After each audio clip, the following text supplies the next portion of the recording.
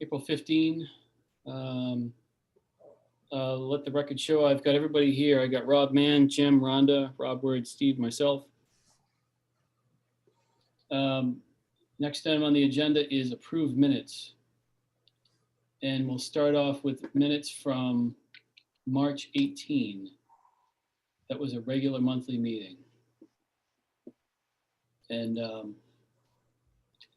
I'll entertain a motion to approve those minutes if somebody wants to make the motion. Make a motion to approve them. Rhonda's got the motion. I'll second it. Is that Jim seconding? Yeah. Thanks, Jim.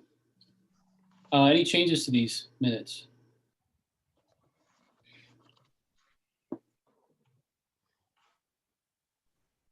Any changes? Okay, all in favor of accepting the March 18 minutes as presented signify by saying aye. Aye. Anyone opposed? Anyone abstain? All right, that carries 6-0. So then the next one is March 25. And that is a special meeting / budget workshop. And I'll entertain a motion to approve those minutes if somebody wants to make the motion. I'll make that motion, Aaron. Rob Word. Rob Word has the motion. Does someone have a second? I'll second that.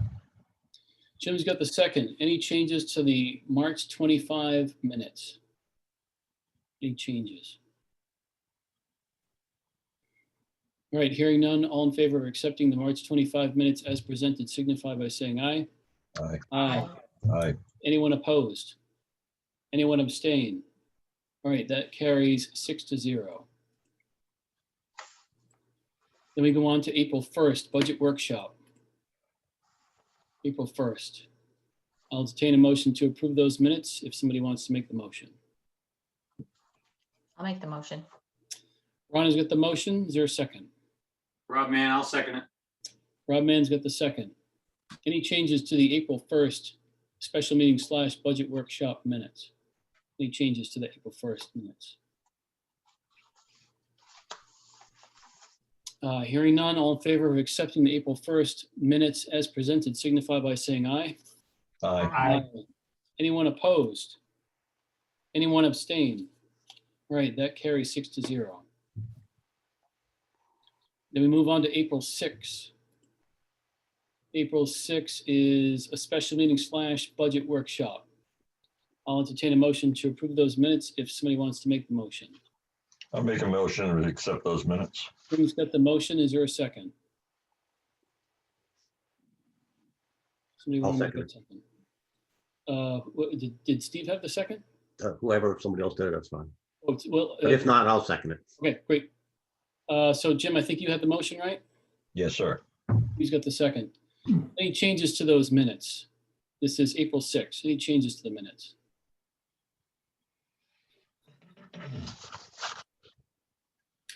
Hearing none, all in favor of accepting the April 6 minutes as presented signify by saying aye. Aye. Aye. Anyone opposed? Anyone abstain? This carries 6-0. Then we move on to April 8th.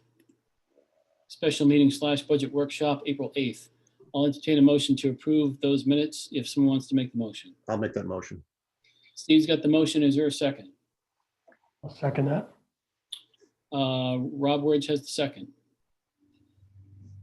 Any changes to these minutes? This is April 8th, special meeting / budget workshop. Any changes to those minutes? Hearing none, all in favor of accepting the April 8th minutes as presented signify by saying aye. Aye. Aye. Anyone opposed? Anyone abstain? That carries 6-0. I know that they're not listed under the approved minutes section of our agenda, but we do have April 13 were emailed out to us by Dottie. I don't know if anyone's gotten a chance to take a look at those minutes. We could just add them to the agenda and then vote on them. I haven't had a chance to look at them. Okay, so we can wait until the next regular Wouldn't meeting on mind. April Thank you. 13th. Yep, that's fine. Okay. Correspondence. There's nothing listed on the agenda. we've been pretty good about keeping track of correspondence as it comes in with each of our budget workshops. I know that Orla was in touch with us today. I don't know if that necessarily qualifies as, correspondence coming in from the outside. Kind of like, when we get updates from Rainy Moore or something like that, we count that as correspondence. Is there any correspondence that anyone's aware of other than, items that Orla has sent to us that I'm not including or I'm missing or I'm forgetting anything that should be added here? They did send out some Board of Finance minutes, but we'll wait till the next Yeah. meeting, I believe. For April 13? Yeah, but that was sent out.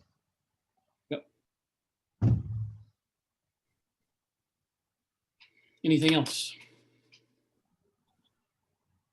All right, we'll move on to citizens' comments, and it is budget season, so as per usual, I ask if any citizen has a comment to please keep it to 3 minutes or less.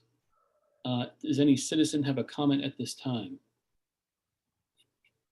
Any citizen have a comment at this time? If I could make a comment just as a citizen. Yeah, go ahead. I've noticed, Steve Herbert, 122 Wilsonville Road. I've noticed several of our town citizens, residents doing a pickup of trash around the streets of our town. And I just want to reach out and thank all of them. I really appreciate what they do. And it's just great to see that. I agree. Kathleen Herbert, may I be recognized? Go ahead, Kathleen. Okay, Kathleen Herbert, 122 Wilsonville Road. I know we dropped one of the projects to be determined which one by the Board of Ed for 40,000, but on the capital projects, we did not move the additional 40,000 to 2023. And I would like that noticed and put into the 2023 column, because we will be coming back next year with the other project, either the floor or the locker room, and requesting monies for that, because we will need both of those projects done. And by that time, we'll tell you the science lab amount also to get NEASC accreditation. So could Orla please revise that sheet to show that in 2023, there'll be an additional $40,000 needed in capital. Thank you, Kathleen. When we get down to the budget workshop section, I'll be happy to put your request in. Okay, thank you. Any other citizens' comments at this time? Any other citizens' comments? All right, so what I propose we do now is that we skip down to item 10, which is budget workshop. Now, in order to do that, we have to take a vote on it. But that would jump us by things that are kind of regular, ordinary business, these update things. It would actually kind of get in terms of time, it would get in our way in terms of getting on to the budget workshop. So I'm going to make a motion that we jump down to budget workshop item 10 on this agenda. I'll second that. And Steve's got the second. So this requires 2/3 majority. All in favor of skipping down to budget workshop signify by saying aye. All right. Aye. Anyone opposed? Anyone abstain? All right, so that's 6-0. That does get us our 2/3 majority. And that means we are now on the budget workshop section of our agenda. Is there anywhere in this? First item of business, Orla, when you get a chance, can you honor Kathleen Herbert, the chair of the Board of Education's request to insert $40,000 into the 2023 section of that capital appropriation?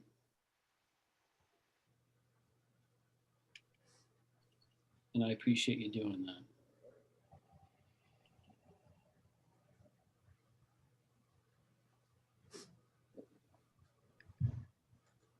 Thank you. Is there anywhere in this? Yeah, I guess we'll start with the cover page, right? Oh, I'm gonna shut up and wait for you to do that so that I don't mess you up.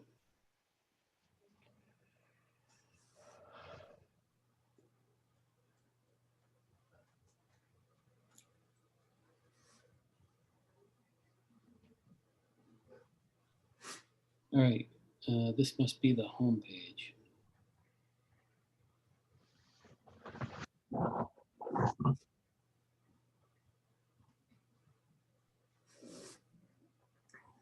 And Orla, could you scroll down just a little bit so that we can see? There we go. That's it. That's the numbers that we usually look at.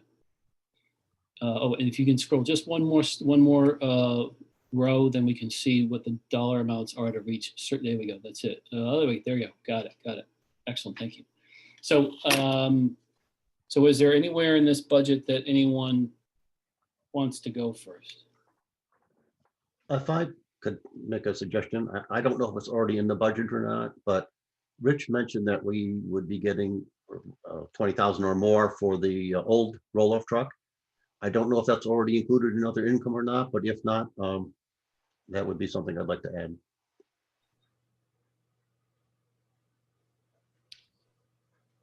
Steve, we generally do trade-ins. When we buy a new vehicle, we trade in the old one.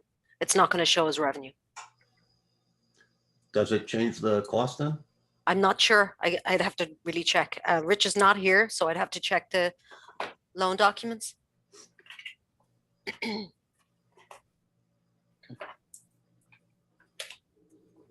Yes, it's worth making. Now, is that for sure? Are we definitely selling it, or is it a possibility? Because I'd be inclined not to enter it in unless it's an absolute definite.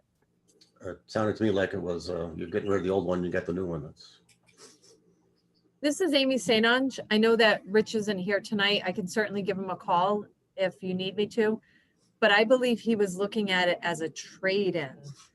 Last year, the figure he had received was 20,000, I believe. I don't know if that same number will apply this year. So it may be already built into the 195, and I'd be a little bit reluctant to make any changes based on that. Right, I believe so. I'll send him a quick message right now and see if I can get in touch with him. Sure, and I'm just looking at the loan documents, see if I can see anything about it.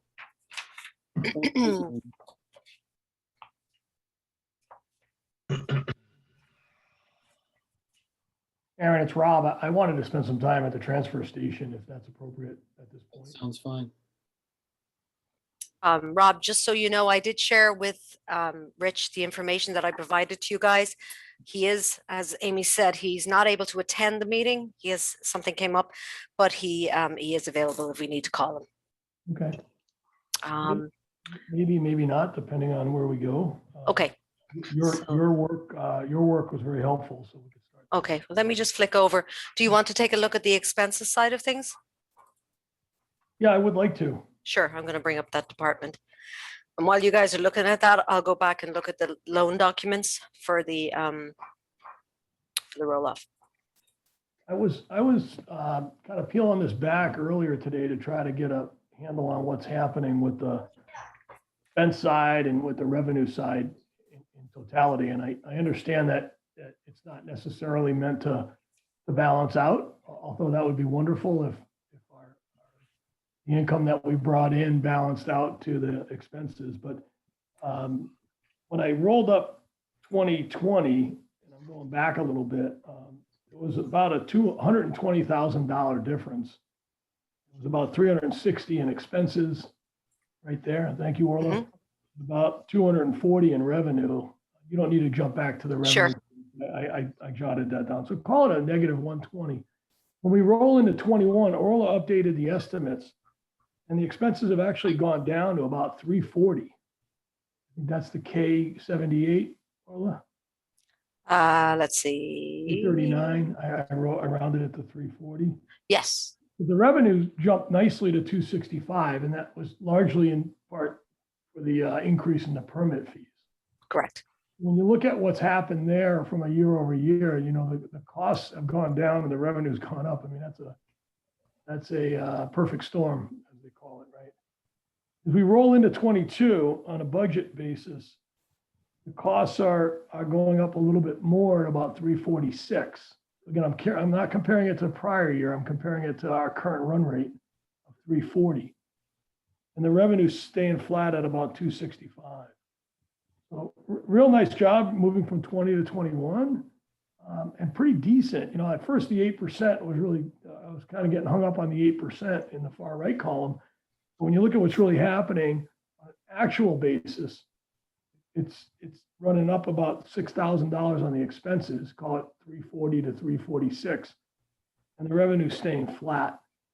So having said all that, I guess I'd like to see either an opportunity to improve the revenue line through perhaps the bulky waste fees as an example. If we could increase that 10 or 15 or 20%. I don't know when the last time it was raised.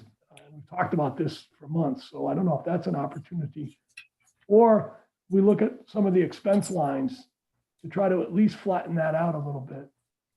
When I look at the expense lines, two of them jump out, Orla. One of them is the equipment repairs. Mhm. Nearly doubled from 20 to 21 and staying flat going to 22 at 13,500. I look back at the most recent report that you sent, and our spend through February on that line item is $300. Maybe in March and April, we spent a significant amount more, but we're not pacing to spend anywhere near 13, and we're putting 13 in again next year. And then the other line item that was interesting was the water monitoring at 30,000, which is consistent with prior years. But we've spent, that's in row 65, but we've spent about 10,000 through February, which is the most recent updates that we have. So I haven't proposed anything, Aaron. I'm just stating some facts and running around on this in terms of where there might be some opportunity. But it looks like there might be opportunity on the water line. I wouldn't want to make a recommendation until I heard why it's only 10,000 year to date. And then on the repairs side, if our repairs are truly running that low, maybe there's some opportunity there as well. Just the couple of things I can provide you with information, and then I can always look on the back end when we're having this discussion. But usually water monitoring is a timing thing of the year. And I think the majority of that expense comes in during the months of May and June. There must be something specific to those periods of times. So in relation to the equipment, I know one of the reasons, I'm just looking at a comment in here. It says increased based on money moved from repairs from public works budget. And that's for the department proposed. It looks like, and I have to go back over Rich's notes, that he chose to move some of the specific expenses for specific equipment that was ending up not necessarily in the right bucket. He moved it in here. So that was probably justifies the increase in fiscal 21 over fiscal 20. I can't say as to why we haven't expanded it so far, but I know in the last 12 months, Amy, you could probably confirm this, that, you know, in relation to the roll-off truck that we existing have, wasn't there a lot of money pumped into that? I understood, if I remember correctly, it was about $14,000 that was put into the roll-off truck alone. So that might have been over two fiscal years. Well, that was just this past year. That I know for certain that it was $14,000 or more. Okay. So, That sounds and that would right. likely go away because we're going to get a new truck. I just think when you balance, typically as assets age, your repairs go up. Sure. If you replace assets like we're doing, you'd expect your repairs and maintenance to go down if you've got a newer fleet of vehicles. And I'm not suggesting we have a brand new fleet, but we've certainly been adding vehicles over the years. So if we haven't spent it, or if we've spent 14 specifically on the roll-off truck, that we're not going to spend again on 14 again because we're going to get rid of the old one, then maybe an opportunity there to get that number back down to historical, you know, the 6 to 9 where it was. Sure. There was additional repairs. I'm wondering it might be a timing on the expenditures too, because I know Rich, he may have shown you guys when you did the tour at his garage, but he did a lot of, you know, touch-up work on a number of the pieces of equipment at the transfer station. For example, like one of the crushers of the milk containers. He spent quite a bit of money just literally revamping it, painting it, doing the basics, but obviously it costs money, a lot cheaper than getting a new piece of equipment. So I'm thinking it's the timing. While you guys are chatting, I'm actually going in to see if I can check up the numbers in our accounting system. So just bear with me a couple of minutes. Thanks, Earl. Aaron, I just wanted to bring to everybody's attention that there is a chat from Amy St. Ange as well. Yeah. She says, she says, I reached Rich Benoit, the trade-in is not included in the cost of the new roll-off. He estimates 20 to 25,000 for the trade-in.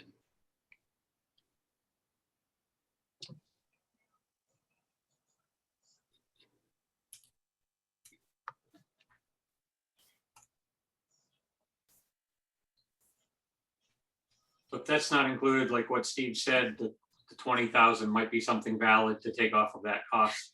Of course, we've already made a motion to expend that.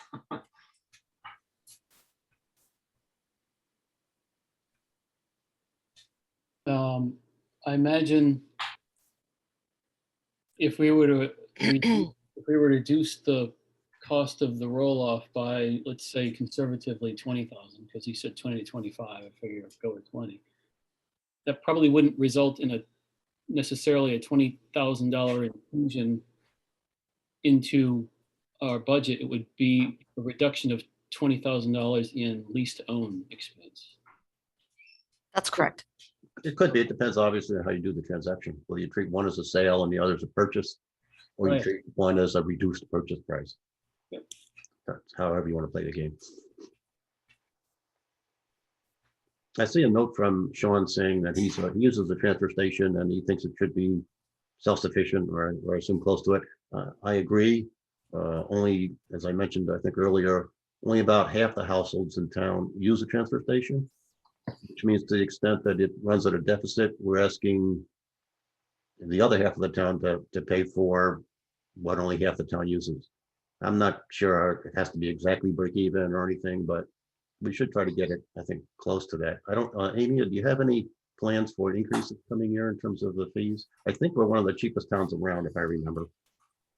Yes. We are absolutely one of the lowest priced towns locally to us. I think Woodstock might be $190 and we're at $120. Yeah, that's correct, Amy.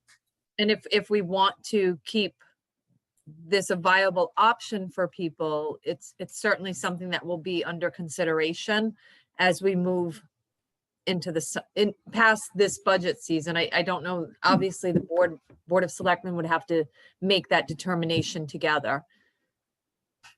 But I think it's up for consideration.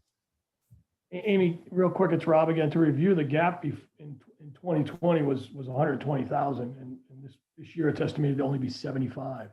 So, that's a big move to not get it to zero, but it's certainly a move in the right direction. If we leave everything the way it is proposed for 2022, we'd be widening that gap just a little bit.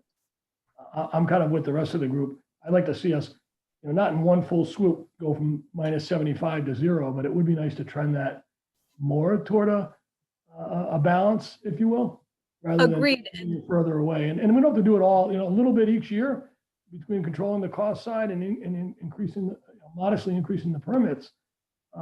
We could get there over a period of time where it won't be painful for people, as painful, I should say. Totally agreed. And I had reached out to Rich as we were discussing the equipment and repairs at the transfer station to see if there was any wiggle room. He said to me, we are just beginning to fix things up at the transfer station. We really need that money. And he cited they had sandblasted and painted just one of the compactors, and that had cost them $2,000 to get it fixed and up to par. Additionally, OSHA is going to be touring the transfer station and making some recommendations on some safety features. So we might be looking at some pretty hefty expenses in the coming years. So certainly increasing the fees will be of consideration. And again, not in one fell swoop, as Rob said, but probably some incremental increases over the next couple of years will be necessary. Amy, Rob, again, I appreciate the feedback from Rich. It doesn't, it answers kind of, on a category basis what's happening, but not really on a numbers basis. We got 13,500 this year. In this fiscal year, we spent, again, through February, we spent 300 or 400. There's 13,000 sitting there now. Can we use that this year to accelerate the things that need to be done? And do we need it another 13.5 in the following year? I mean, it's a lot of money. If we haven't gotten to it through 9 months, there's a slim chance we're going to get it finished by the end of the year. Rob, this is Orla here. The only thing I would say is I did double check and we were at 2,500. And I think some of that might involve some of that sandblasting charges that were involved in retrofitting that one piece of equipment. But I think it comes down to Rich just getting to the transfer station repairs now. As we all know, since he came on board, he's had a large laundry list that he's just ticking through as he goes along. And it sounds like he's made his way to the transfer station and he's addressing the concerns there now. So obviously I can't talk for him, but just looking at the trends, it kind of looks like that might be the case. The other question you had with regards to the water monitoring, that is correct. In May of last year, we spent $19,000 on water monitoring. So it's a timing thing. Although we've only incurred 11,000 so far this fiscal year. Okay, so if I could recap, the 30,000 on the water, we'll likely spend all of that. We will. 13,500 on the equipment and repairs, line 533240. There's about 11,000 left this year, and we're looking for another 13.5 next year. That's correct.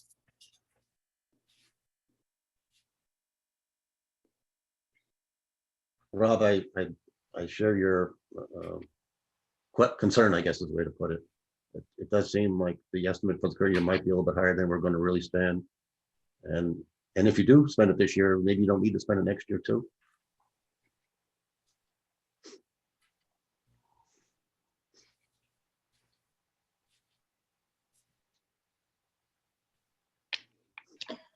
Amy, would it be okay if you text Rich and asked him, does he have a project? Are these projects that he's doing with the sandblasting gonna come to the full 13.5 by year's end? And then does he plan on doing those same improvements, or projects that's gonna take us through the end of next year, spending that same amount? Or is this just in there just in case things that might happen? Okay, let me message him Please. right now. Thank you. Rob, man, I also have a quick question for Orla. I know that throughout many years that the tipping fees change, but wasn't scrap metal low last year and it seems to be increasing rapidly this year? Is that going to have any kind of effect on this budget as far as revenue coming into the transfer station or not? Well, it depends. I can't really say. All I know is that we have been receiving. Let me just look at the details so far this year. I'm wondering if it's a going up trend on that one item. Yeah, well, we've already collected, it looks like, close to 11,000 so far this year. Yeah, 11,600 on that recycling line, which includes scrap. I don't know whether it could be a timing thing. Again, it's not as if, in general, when scrap is being brought to the scrap facility for metal, it's not done on a regular basis unless there's a volume to do it. So it does look like there's been a lot of income coming in this year, but I don't believe you're right. We didn't see that last year. So I can't say that. I'd have to do some more analysis and see what's really going on and if there's particular pieces of equipment that is likely to need to go and get scrapped. Yeah, it was just a roundabout question because I noticed that I see more people doing it now where it kind of had slowed down last year. And not necessarily just because of COVID, because a lot of those people, that's how they make their income. So I see it ramping up again.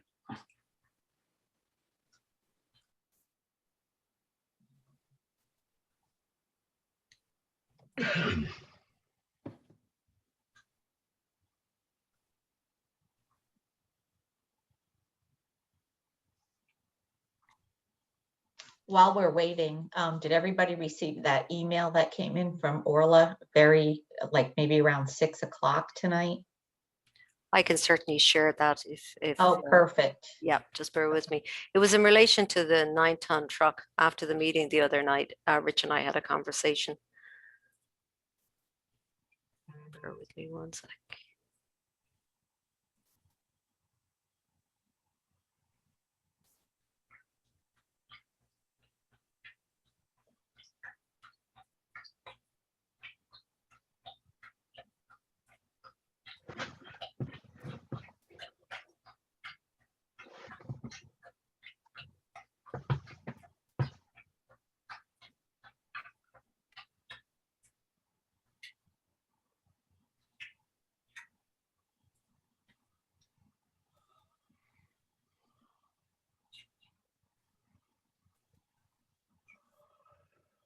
Okay, I'm actually going to be sharing it via remote desktop, so I want to make sure that you guys actually get to see it.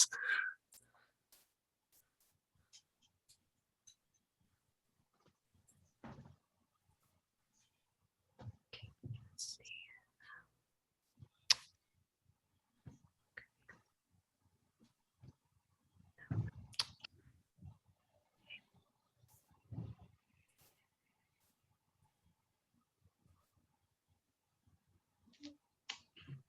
Rhonda, what was the time on that email? Was it around 6:02 or something? 6:09, Orla. Okay, thanks. Oh, and she's back anyway, so. Okay. maybe- I will continue to look for it either way. All right, well, we can go back to Rob's section, Sure. get it done, get that over.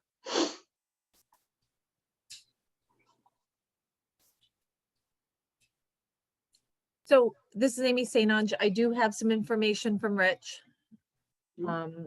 He said that at this point, they are going to be sandblasting and refurbishing 2 more compactors at a cost of approximately $2,000 each. Additionally, they're going to be moving the driveway to the transfer station a bit south so that's going to require some additional paving because they're going to be installing a sliding gate versus the swing gate that's there currently. So that between those projects, it should use up all of that 13,000 that was appropriated last year, and prime them to get ready for what's going to need to be done in the coming year. It's just an ongoing revamping. And once OSHA does their inspection, Rich has been very fearful for months. He's talked about it, that when OSHA inspects, they're going to insist on some major repairs. So he's trying to get ahead of that and be prepared for it.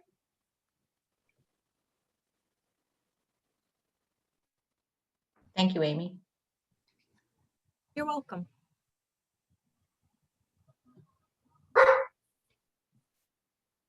I'm just going to share that document now that we talked about. Do you know when OSHA is coming? I may have missed that, Amy. When are they arriving? OSHA should be, they're trying to finish up. He voluntarily invited OSHA into the town garage. So they've got the second half of the town garage to do. After that's completed, the work on that's completed, OSHA will immediately move to the transfer station and start working on a voluntary inspection of that site. Again, it's just to make sure that we're in compliance with all of OSHA standards. What does So that I mean? would say probably by midsummer, early fall. Thank you. You're welcome.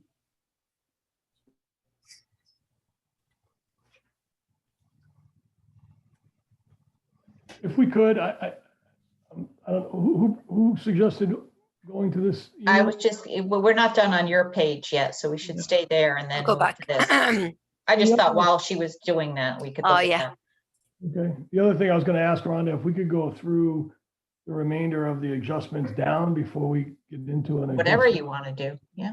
We could. I just feel a little awkward about adding back when we potentially adding back if we aren't at a place where we are good on the downside, moving down, but. But I wasn't suggesting adding back. There's other options in there too to look at. So anyway, continue on. What do you mean by adding back? We were just looking at the other email. So instead of getting over to that email, we're going to stay here. And he was just touching on some of the things addressed in the email, that's all. Patrick, Go ahead, Rob. I guess at this point, I don't know if others have input before a motion is made. I don't think we're in a position to make a motion on the revenue side, but I think there's opportunity there. I don't know if that's addressed at this meeting, Aaron, but I think there's opportunity given the scale, given the comparison where we're at, from a market standpoint with other towns. But certainly from the cost side, I'd be open to doing a little bit here to move some of the costs down. Given the amount of projects that are ahead of us and just the pure manpower to get them done, it seems like maybe there's some opportunity on that 13.5. Get a bulk of them done this year with the money that's left, the 11,000 that's sitting there, and maybe cut that down for next year. But before I make that proposal, maybe others have comments as well. Thoughts on that? Anyone? This is Steve. Rob, that seems reasonable. I don't know what the number might be, but your suggestion is very reasonable to me anyway.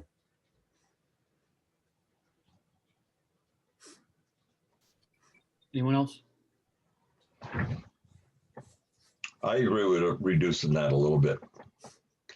With what they're doing this year, it seems like they're really getting most of their compactors and equipment like that up to snuff, getting the gate done. I would think Rob is right on point with that one.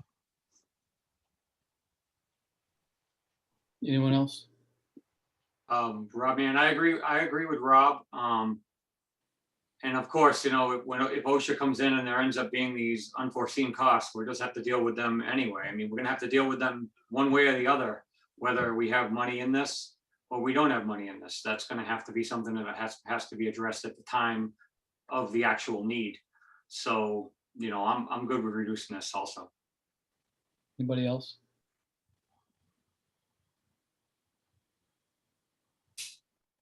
Anybody?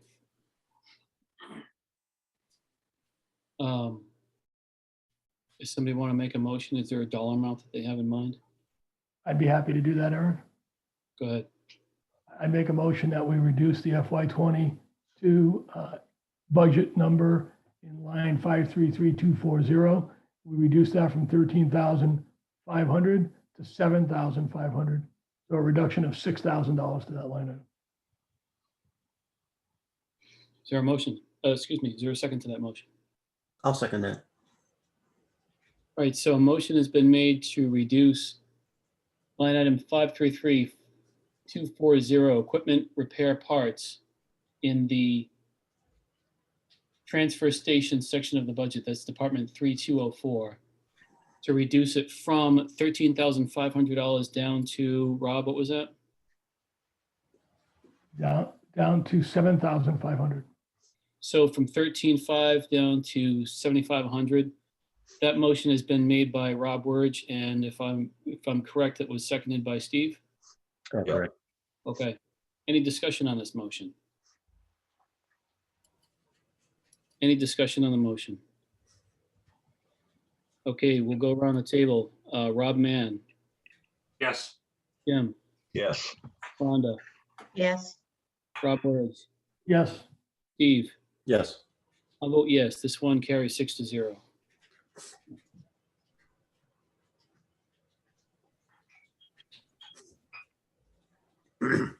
Anything else in transfer station?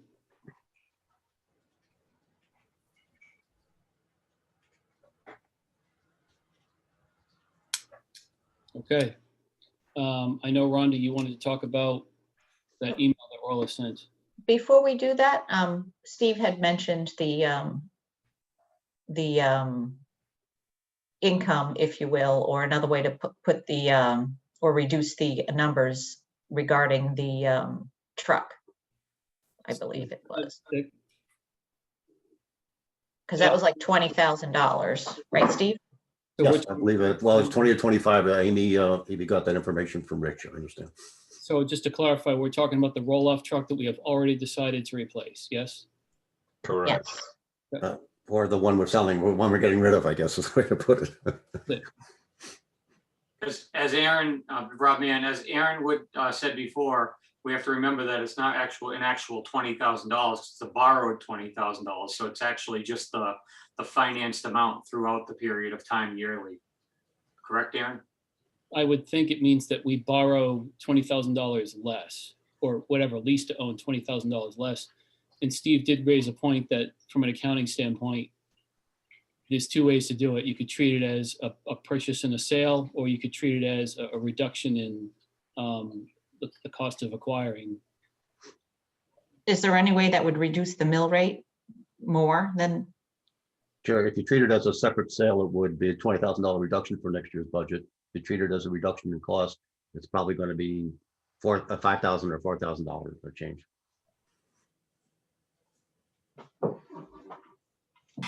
One correction, Steve, I think the first was an increase in revenue, not a reduction in cost. I'm sorry? The first thing that you said was if we treat it as a sale, it'd be a $20,000 increase in revenue. Not a Yes, Got it'd it. be So miscellaneous income, I guess. it would be a one-time. That's correct. Got it. Okay. So yeah, it'd be a one-time increase in revenue, not to be repeated. so Orla, what's the best way for us to position this?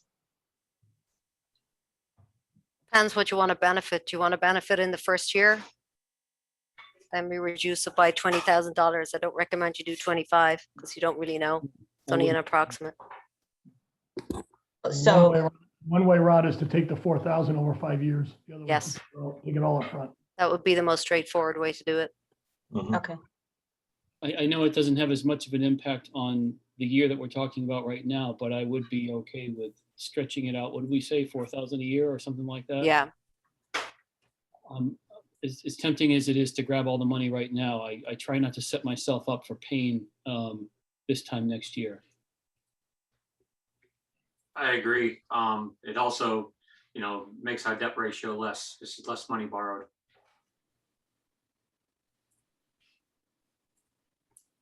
Multiple years.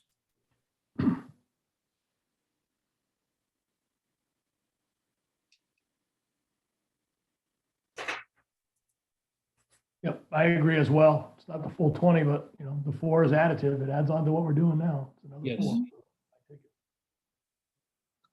good find, Steve.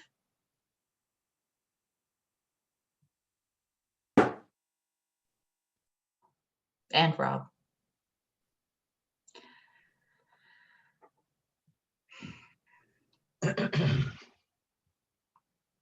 If we're talking about revenue, if I could just touch on a little pet peeve of mine, that's the fire marshal.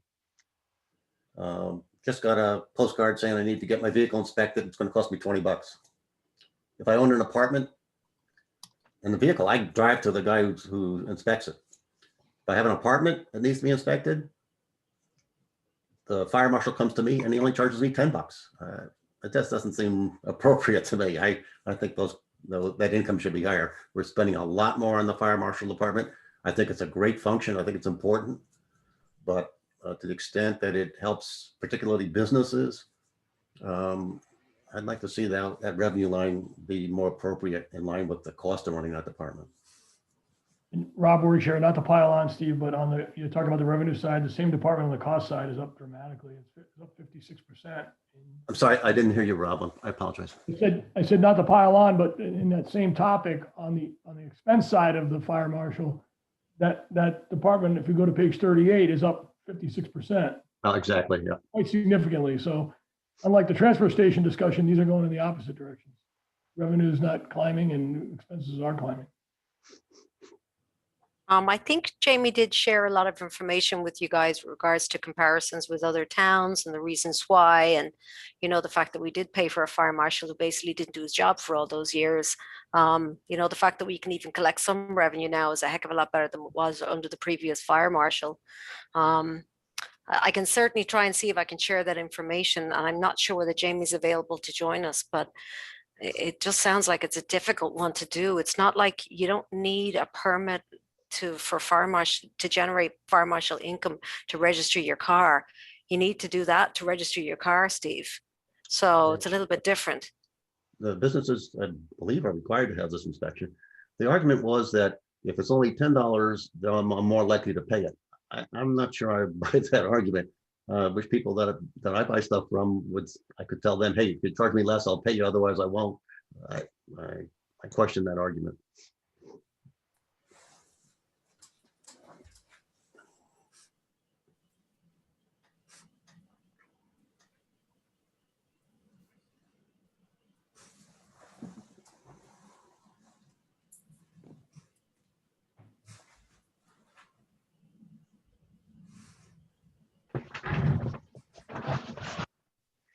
More discussion on fire marshal income or expense?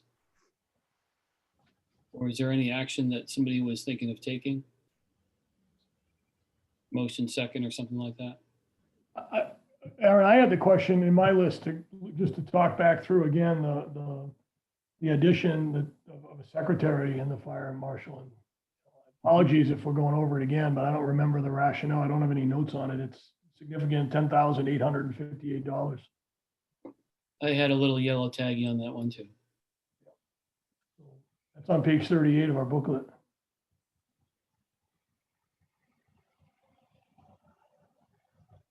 It's not that we're actually increasing the revenue for the particular secretary. It means that we're reallocating some of the hours that this person is actually doing. The building secretary carries out a lot of the administration work for the fire marshal currently. So the thought process was to move the dollars where it should be actually expended and take it out of building. Is that correct, Amy?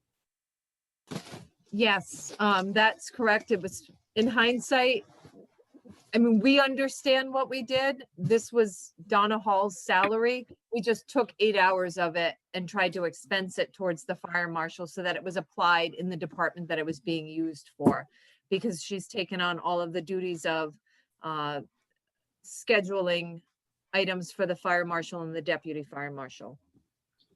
And can you show us in the building area where 10,800 went away? I can show you the building. I'm trying to find it now. Sure, no problem. And you'll see about a $7,000 decrease, I believe it was, in that line item for the secretary, because she did receive an increase in salary through the union contract negotiations this year. Rob, that's page 61 in the book. Thank you.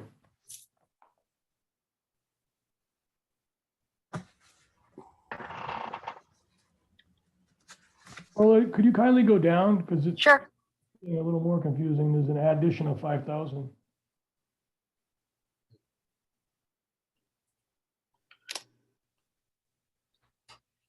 There's a 7 down, and then there's a 5 up. Amy, do you want to explain the 5,000?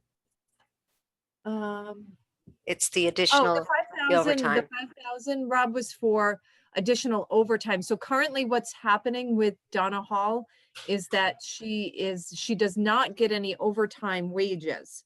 So she's been trying to keep up with the influx of building permits, which means she's been having to put in some extra time outside of her normal 40-hour week, or actually she has a 32-hour week. So over the 40 hours that she works, she's been having to accrue comp time. Additionally, she has 5 weeks of vacation. So it's been this vicious cycle for that department that she's accrued comp time and her normal vacation time, and she just can't possibly use it all. So in the anticipation that the building department will continue this steady pace, at least for 1 more year, we wanted to allocate some time to cover additional overtime or temporary help for her. So we'd have that flexibility. So we put a modest $5,000 in to cover that. I hope that made sense. It does, but I guess in total, I'm trying to stitch together a plus almost 11,000 on one side and a -2 on another side. It just doesn't balance out when we're adding either hours or time, even though we're moving them. Part of the story is we're moving it to the fire marshal, but we're also adding not all of it back, but a significant amount of it back here. I agree. Hindsight being 2020, maybe we should have just left, not reallocated. No, Should have left it in the building office.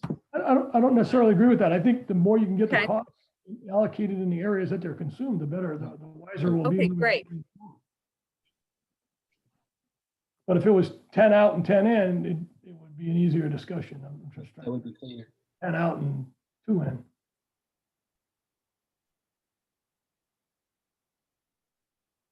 So this is more of a one-time catch-up, like a payout of her accrued time, or this is actual bringing other people in so that she could take the time off that she's earned and deserved?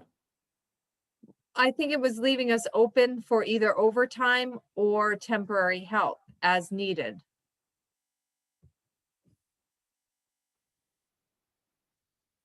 I mean, we could, well, you could take it out. And then we're back in the same position of her accruing a ton of comp time that we're going to have to pay out to her if she doesn't use it within the year. Right.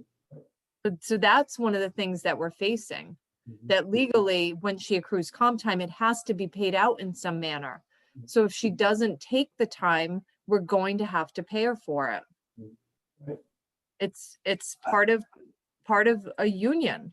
Being part of a union, you get those benefits, and private sector, people who aren't part of unions, we don't have to deal with that. And I know that as a business owner myself. No, I get it, Amy. I'm not saying it's right or wrong, but we're just trying to understand what it is so we can, Right. No, I understand. yeah. And, you know, unlike, you know, because it's a one-time, there's no other, you know, maybe it's more of a question for Orla. Is there another place to find the funding? You know, it's not severance, but it feels like it falls more in that kind of a bucket. I know it's totally different than severance, but what I'm saying is there another one-time accrual, or is there a bucket that we have to cover these things? Because now we're, in essence, asking future years to pay for past costs, right? That 5,000 was cost that the town incurred in prior, you know, multiple prior years. Well, okay, so comp time, because we limited to taking within the year for that specific reason. So, or, you know, an employee isn't carrying comp time in the books for years, and all of a sudden we're paying out on a rate that was a heck of a lot higher than it was a number of years ago. Fair enough, Orla, but now we're talking about something that occurred last year or this year. So maybe years is not the right word, but it's more No, than- I know. In the past. Yeah, I know what you're saying. The only bucket I would suggest is contingency.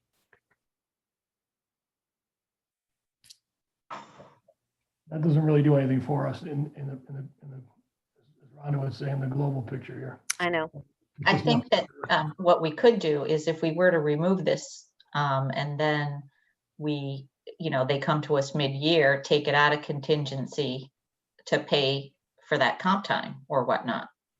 Is that what you were saying, Orla? Possibly.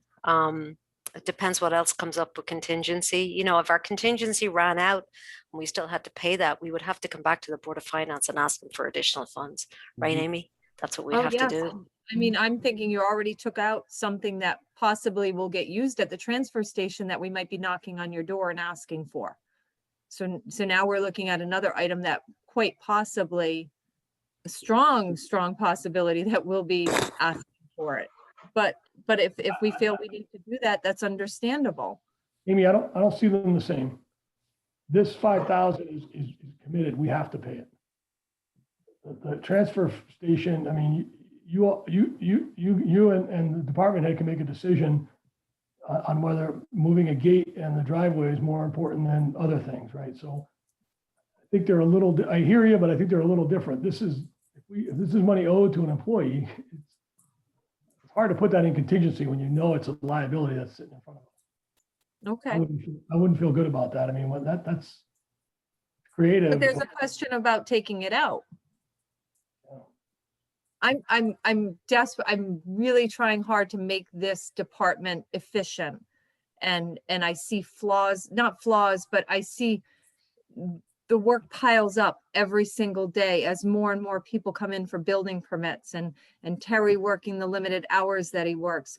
So it's on my radar to try to help reconfigure this department. And I saw this as a means to help with that reconfiguration, whether it was going to be to give Donna the overtime hours that she needed so that she could do the work that she needed to do, or we brought in some temporary help for her. It's just, they're overloaded, they're overburdened. if I might, I totally agree with the you, employee Amy. works the hours, they should be paid for the hours. I don't think there's any question about that. Maybe if we look at the income side, does the income go up in the next year? Building permit fees go up enough to cover these kinds of increases? Orla, Oh. the income, You probably have the Should've- book in front of you, Steve, right? Yeah, I don't know if it's changed or not, though.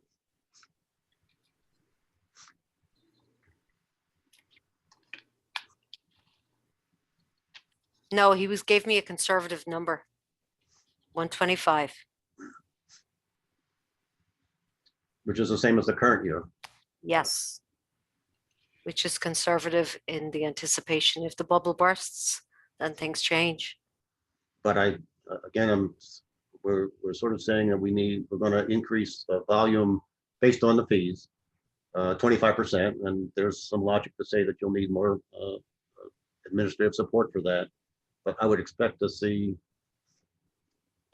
an increase in 22 income, building fee income.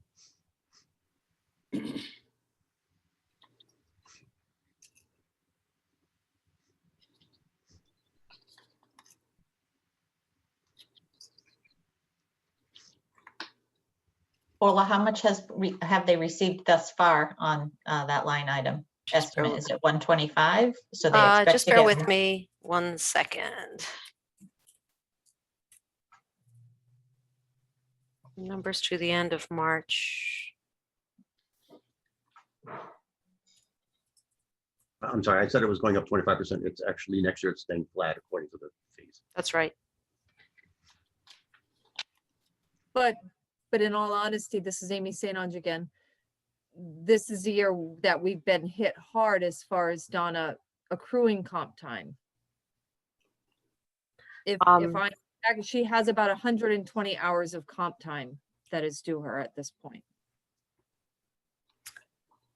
And so Rhonda, that stands to reason that you're gonna have to have a temporary person come in so she can take some time off.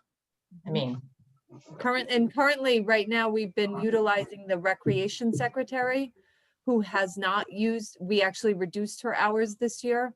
So we've allocated some of her hours the building office is going to cover it, but yeah, we've been So it- utilizing Chris to help out in that office while Donna's on vacation the next couple weeks. So is the current year estimate for the admin cost understated? no. The coverage currently in the office is being covered by the other departments. Right, correct. Recreation is covering. Rhonda, in relation to your question, we've collected 110,000 so far, and that is only through the end of March. thank you. And let's not forget, right, this rolls, building fees rolls through, not only building fees, but it rolls to an increase in our asset base, right, in the town, right? So our Yes, longer term, Orla, this would flow through and absolutely. in a much more meaningful way. So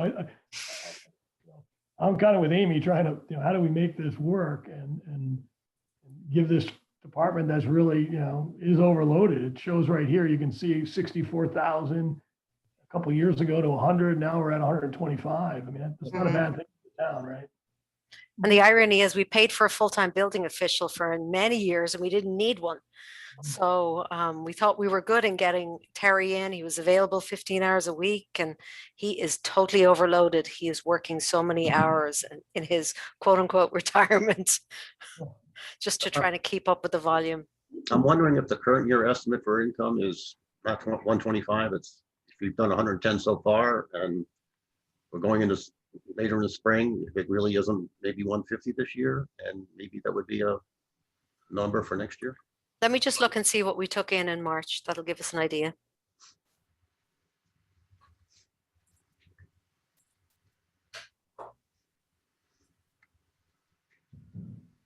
Steve, I think if it paces, relatively even, I don't know if it's more seasonal, but 110 through 9 months, that's about Right. No, I would agree with you. It's probably going to be, I don't know, 140 or something, Yeah. 150 maybe more. So we took in 17,000 in the month of March. So even if we took in 15 for each of the months of April, May, and June, that's an additional 45 grand.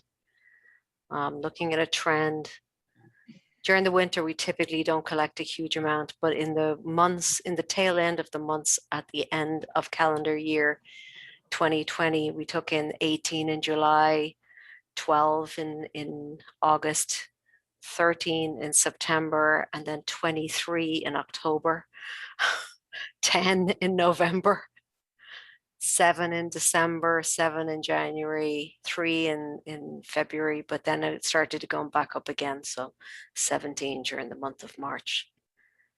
Do you think it's safe to raise this to like 135? Well, we certainly should raise it. We definitely should raise it.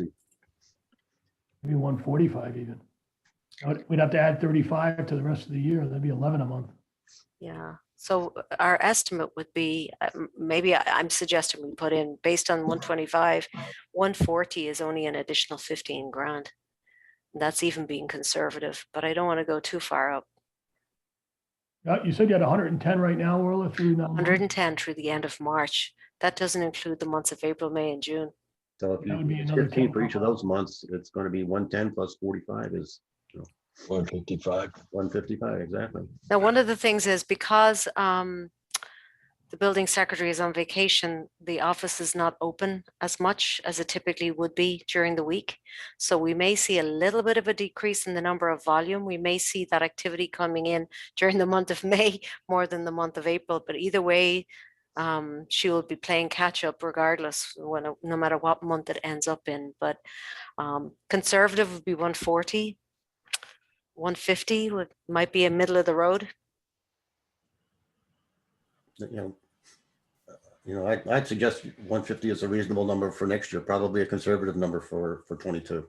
I know Terry was reluctant to go any higher. He just, we had many discussions about this. I went back to him a couple of times about it, and Rainey suggested this too, based on the volume that he sees coming through his office, because he processes all their payments. At least all their check payments, their credit card payments go through their system, their new account, their new online permit system. So, And this could be a trend with interest rates low, so for the next. What was it that Rainey recommended? 125. Okay. I wasn't sure if he recommended going higher. No, and that was based, we only introduced the credit card processing at the beginning of March on their new permit system, which is called Permit Link. So, as it stands, Rainey will still continue just to process the checks as a control measure.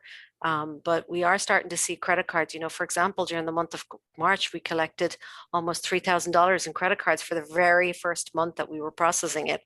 And that didn't include the entire month of March. So, we might even see more applications coming on in, knowing that people can now process their applications online. So this line item for building fees is for new homes or new construction of any sort, like a shed or anything like that? Any changes, pretty much, it's not just new construction. It's, you got to build a garage.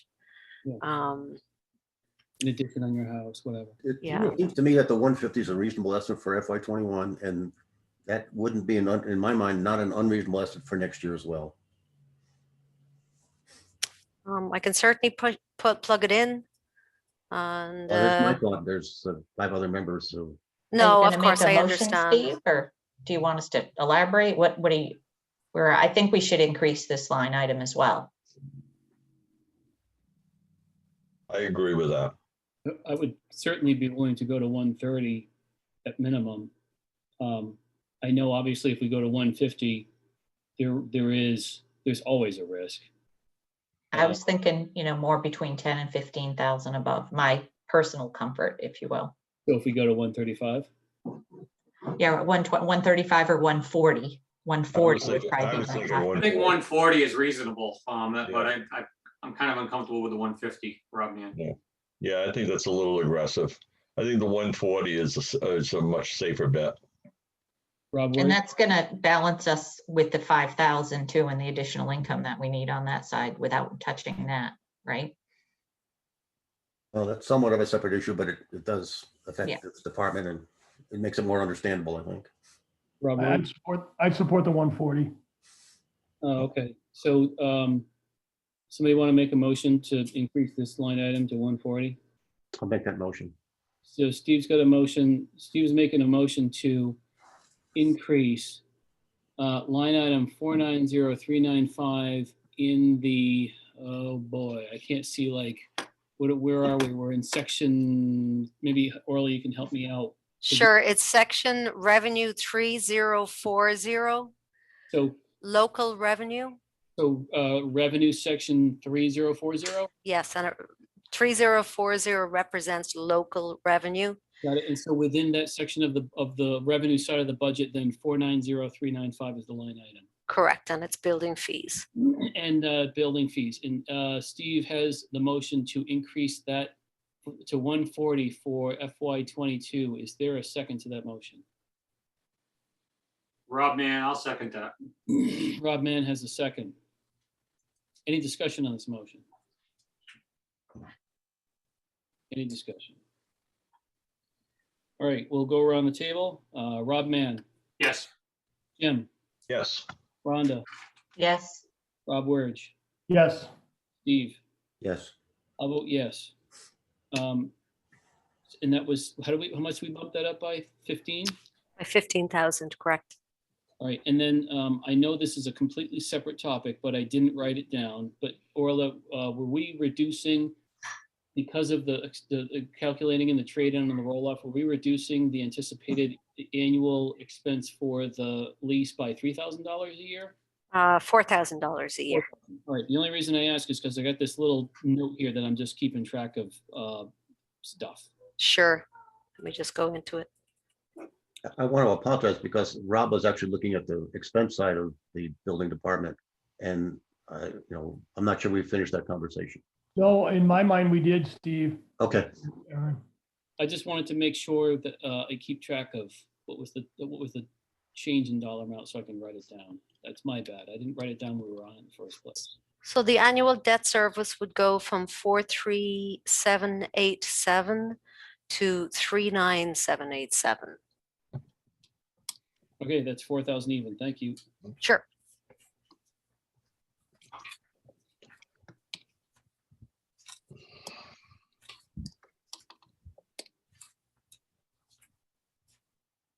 would you guys mind if we went to the email now? Sure. It's kind of pertaining to this topic anyway.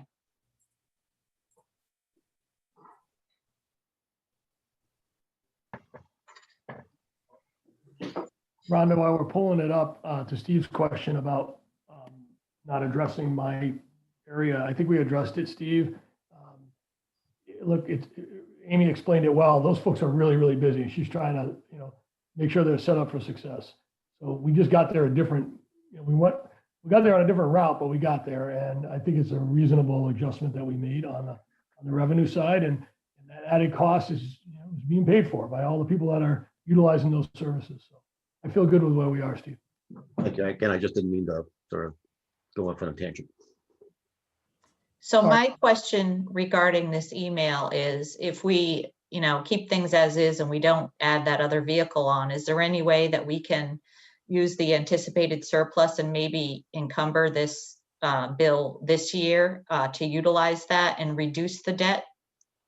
So if we don't encumber this money, now keep in mind, last year, there was over $140,000 not encumbered for salt. That rolled back into the fund balance.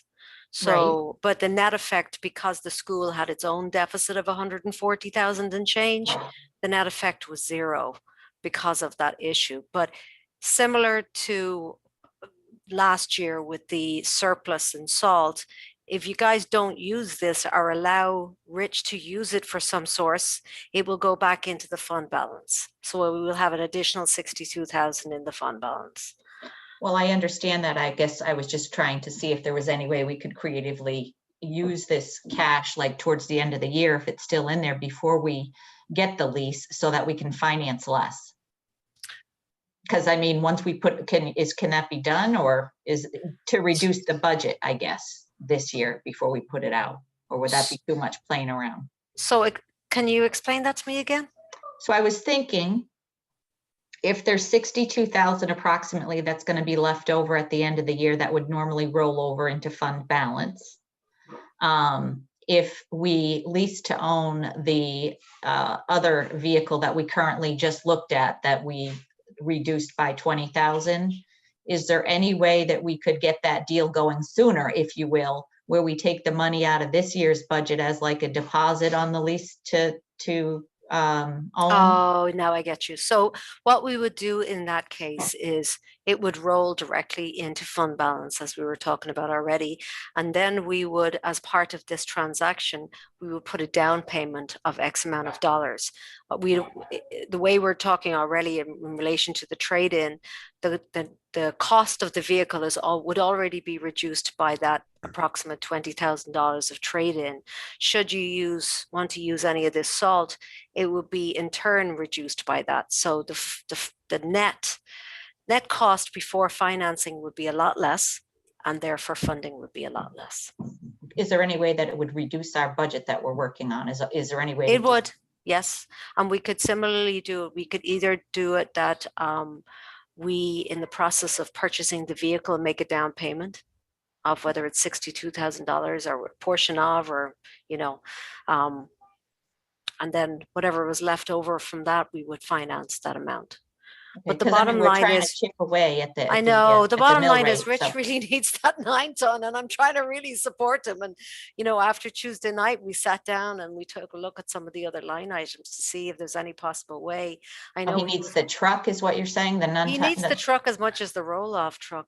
There's been, for many years, these projects were not funded by the town for various different reasons. They were not funded. And, I can't help but feel I want to support them and do everything I can to help them through this. But you guys are the decision makers. I'm just giving you some ideas. That's all. Well, no, I know it, but he came on in the last meeting and said he could make do. So that, Okay. I'm just saying. At a that- stretch. I think that kind of, when we heard that, it was, because I know looking back that, I certainly want to keep this trend going myself, where we're getting new vehicles, because when I first started on the board, things were pretty Dismal. old, yes, dismal. I don't even know how to put it. So, I just wanted to throw this out there in, Sure. In that fashion as well. But yes, we could make a down payment on the purchase of the $62,000, and with the cost of the trade-in, the amount of financing would be substantially reduced. So how much of an effect would that have on the Well, let's current- take a look and see. Just one, you're gonna see that anyway, but like all the suggestions you have here could be used against the 9 ton, correct, Orla? Should you choose to do so, yes.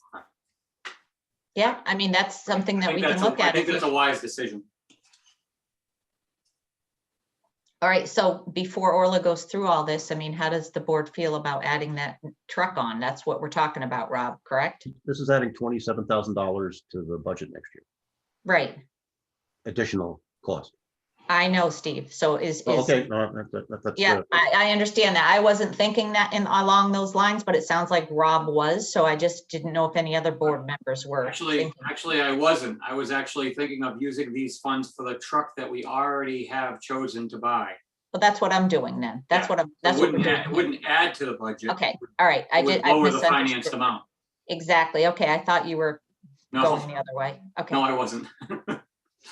and right, Rob, I Orla, like your continue idea. on then. Continue on.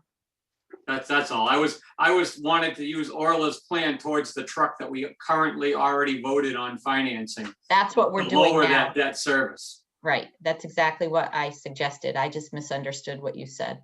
Oh, Rhonda, No I thought you were problem. using this for this 9 ton truck, not the roll-off truck. The No, the roll-off one, the truck. roll-off truck. Oh, okay. I said 9 ton and I was mistaken. I meant roll-off. Right. I was thinking 9 ton roll-off truck. Why, I don't know. Hold on. No, when I Hold on, saw hold on. this, I thought, you know what, if we're not going to get the other truck, and I Point of order, understand. point of order, point of order, point of order, hold on. I do believe that the email that Orla sent out was making the case for buying the 9 ton truck in addition to the roll-off that we've already decided to buy. Correct. Just to clarify what that email was intended to convey. Yes. If people are thinking of going in a different direction, fair enough. That's the purview of the members of the Board of Finance. But I just want to make sure, I think that's what the purpose of the email was. Yep, that's Absolutely. correct. I think you're absolutely right, Aaron.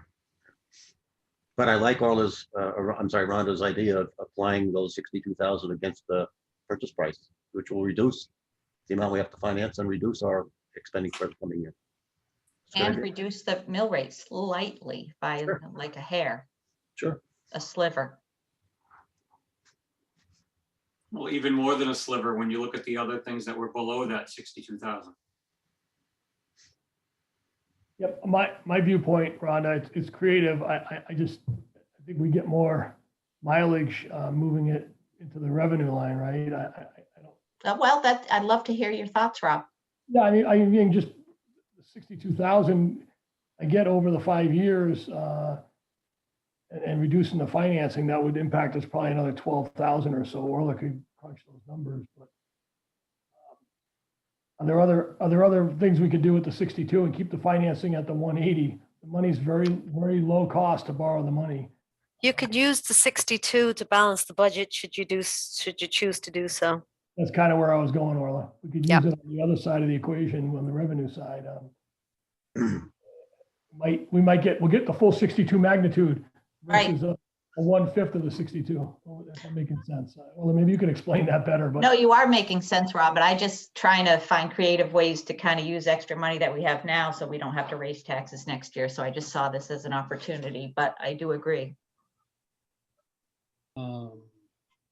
His does the same. His does the same. It just His does the same. It just keeps a low finance rate at the same time, uses that full amount of the money to carry it forward. I understand where Rob is going.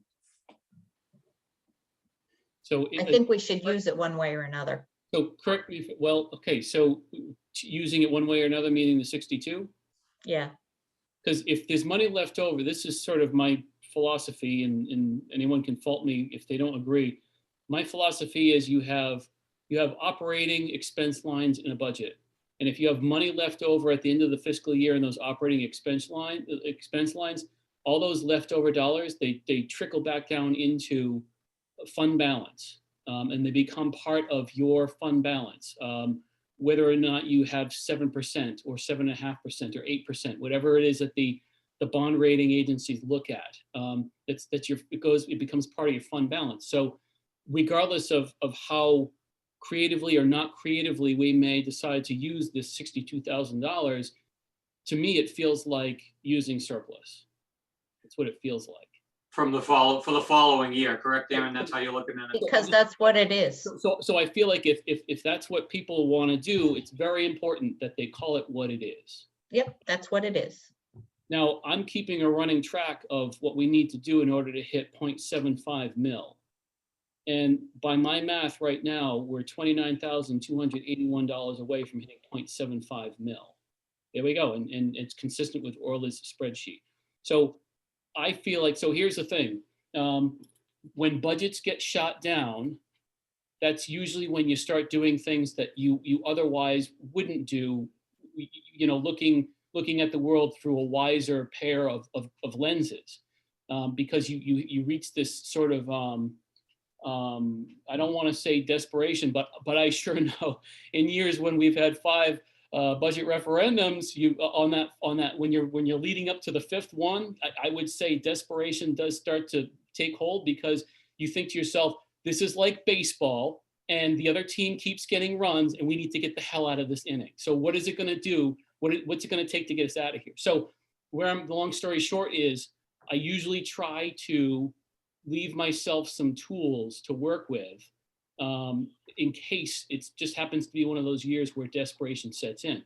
So I kind of feel like, do we really need to swing a $62,000 hammer when all we need to do is a $29,281 fly swatter to get to 0.75 and maybe get a budget that will pass in the first run?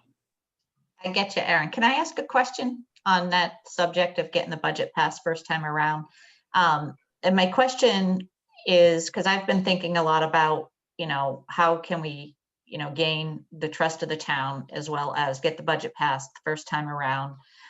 We have, the Board of Selectmen had changed the process, and it's going to be voted as one instead of two items on the, at voting. And so my question is, when people go in to vote, are they going to see one increase, or are they going to see how it's broken up and then just one vote? Amy, do you know how you're putting that out?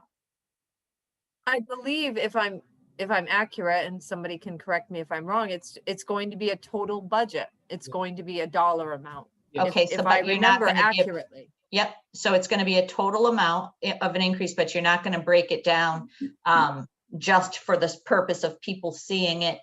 No, because you know what? It's been published on our website. It's out there. There's copies that can be picked up in the town hall. It's published. The separation exists currently. No, And I it's know. available to people that want to, but it won't be on ballot day. On the ballot day, it will be one vote, if I'm correct. That's the way I understand that we're moving forward, with one vote, one complete budget, one total. I hear that. One complete budget, one total, no breakdown Won't be on the broken down. ballot. It won't say, do you vote this much for the Board of Ed and this much for, No, that's the not what I'm general- asking. What I'm asking is, do you support the increase?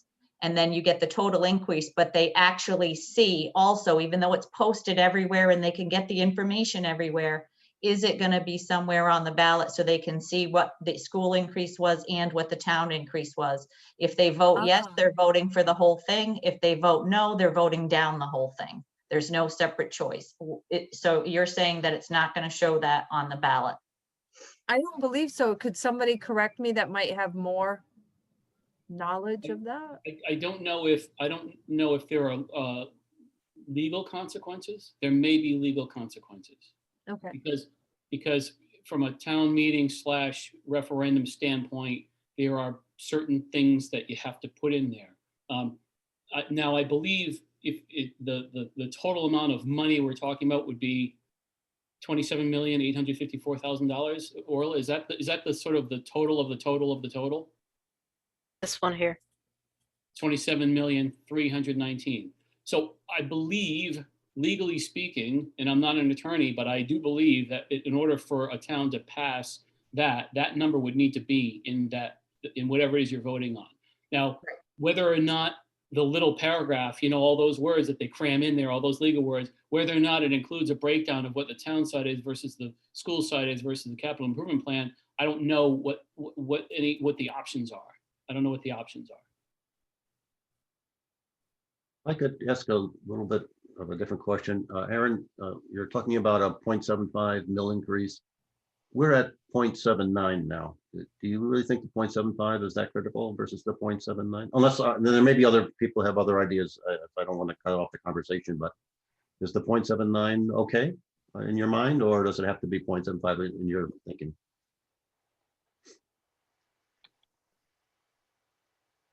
Aaron, may I speak? Yeah, Jim, go ahead.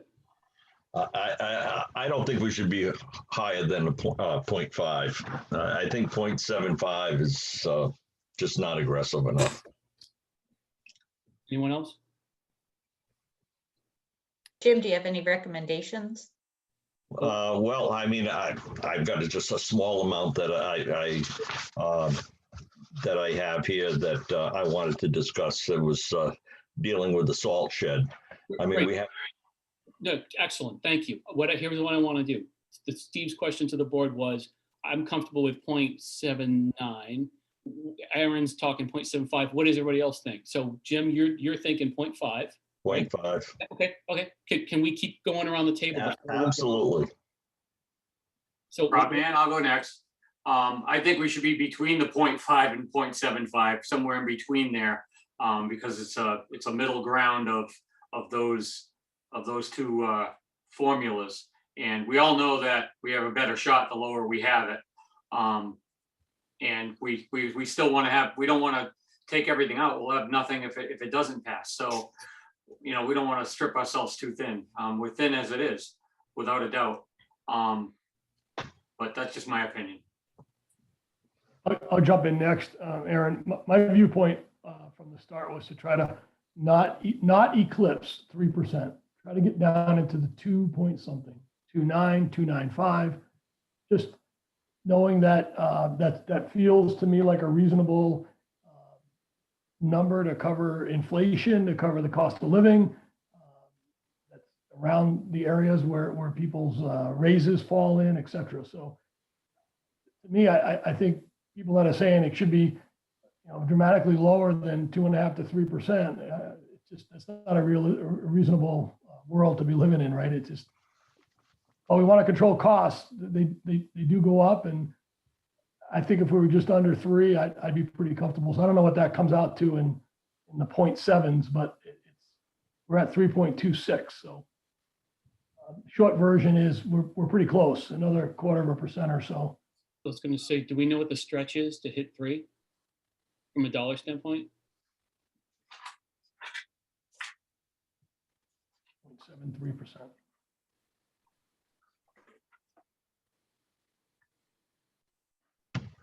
I've always gone off of mill rate increase. Rob, you certainly raise an interesting perspective of going off of a percentage tax increase, right? Tax percentage increase. Yeah, I think especially since we Mill rate percentage. renormalized the mill rate.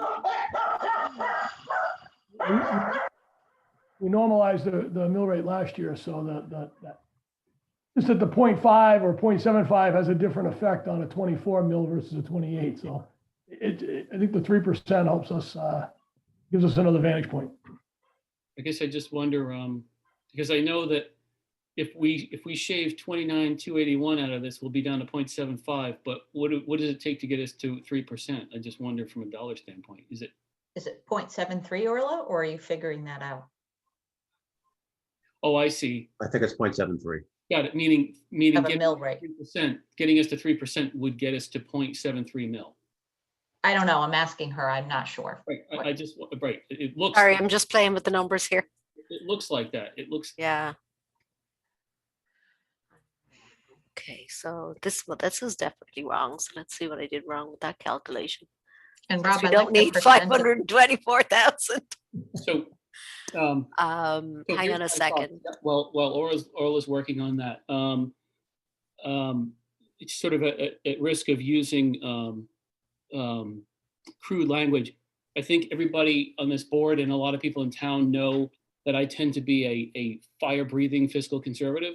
But I realized that last year, it really felt like we swung a pretty heavy sledgehammer. Because we knew that the budget last year couldn't go out to the people. The governor said it's got to be done by the 6 of us. And it just, I feel like we really, we hit hard because I know personally, I couldn't have faced someone. This is sort of the litmus test I always describe, which is out in front of the post office or out in front of, church or at the transfer station. I couldn't face someone coming up to me and saying, USOB, you raised my taxes by such and such, and I didn't even have the opportunity to vote on it. And so if someone came up to me and did the opposite and said, you guys tore this town apart, I would say, look, the reason we did it, the reason we were so hard is because the people didn't have the right to vote. So I felt like this was a year where we should just try to hold steady. And then the following year, when we can go back to voting, then we'll sort of, revisit some of these things. So I almost feel like, long story short, I almost kind of feel like where we are now is kind of making up for having hit the hard and the school really hard last year. So I feel this sort of this marginal benevolence. I don't know where it's coming from, but I'm just feeling like I'm willing to just maybe take my foot off as hard as I usually hit the brake. Maybe I'm willing to take my foot off just a little bit because I feel like we hit so hard last year. Well, Rob, man, I wholeheartedly agree with everything you just said. I mean, a lot of people gave up raises last year. They sacrificed. They knew we were in an uncharted territory. We didn't know where we were headed. Us as a board, I think we looked at the numbers and we tried to figure out passing a number that was on the average that we see approved in the past. And I think that had a big part of what we what we passed and what we voted for. And that's what I felt we did last year is tried to get that average number of what we saw pass in referendums and push that through the way we had to do it. That's just all I saw last year. And of course, this year, you're going to have some kind of cushion where you have to make up for all those, not everybody's going to lose every year. That's how it works. And if I could jump in, Aaron, I think the exact number was 1.08% last year. So to build on your comments, it was very low. It was 1%, basically. 1.08, correct? 1.08. And then on top of that, just to add a little more color, when we look at this lessening of the break, if you will, as you said, Aaron, it's really not in the school side, right? So anyone that does really want to peel the onion back around and look at it, this is going into improving our roads. It's going into other things that other than the school. So I don't even feel like we're taking this combined vote, and doing anything abnormal here. Oh, I'm not suggesting that you are, or that, that was a decision that was made. I just don't want to see that have a negative impact on us. To be honest with you, this is my last year here, and I would love to see this budget pass first time out and not have to come back to the table again. So that's the only reason I put it out there. And the school's increase is very low. So even if it were a tad bit lower, even if we had that on there just to show people that how low it is, that in itself, I think would be a positive for them to see. That's the reason I brought it up, not a negative. No. Rhonda, that's what I was trying to say. Exactly. Right. So, I mean, that's why I thought it might be a good idea to show it on the ballot, because it's going to be a positive for the people to see it, even though it's posted everywhere else and you can pull it everywhere else. If it's something that can be on there, even though they're not voting yes or no on to individual budgets, but just to have it there as another full disclosure, I think it's going to bring some positive light on the school because it's a low increase. So that's just my thought, and that's where I was going with that. So we concur on that same topic, I guess.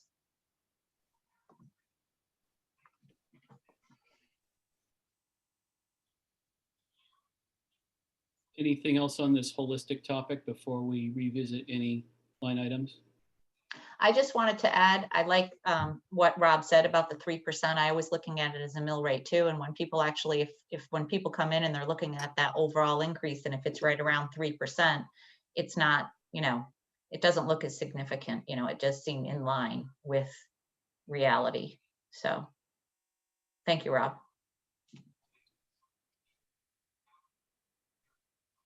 Aaron, I've got a few more places to go, but I'm running out of places to go. So, well, 45 seems like a small number compared to where we started. I don't have a lot. I don't have many more suggestions.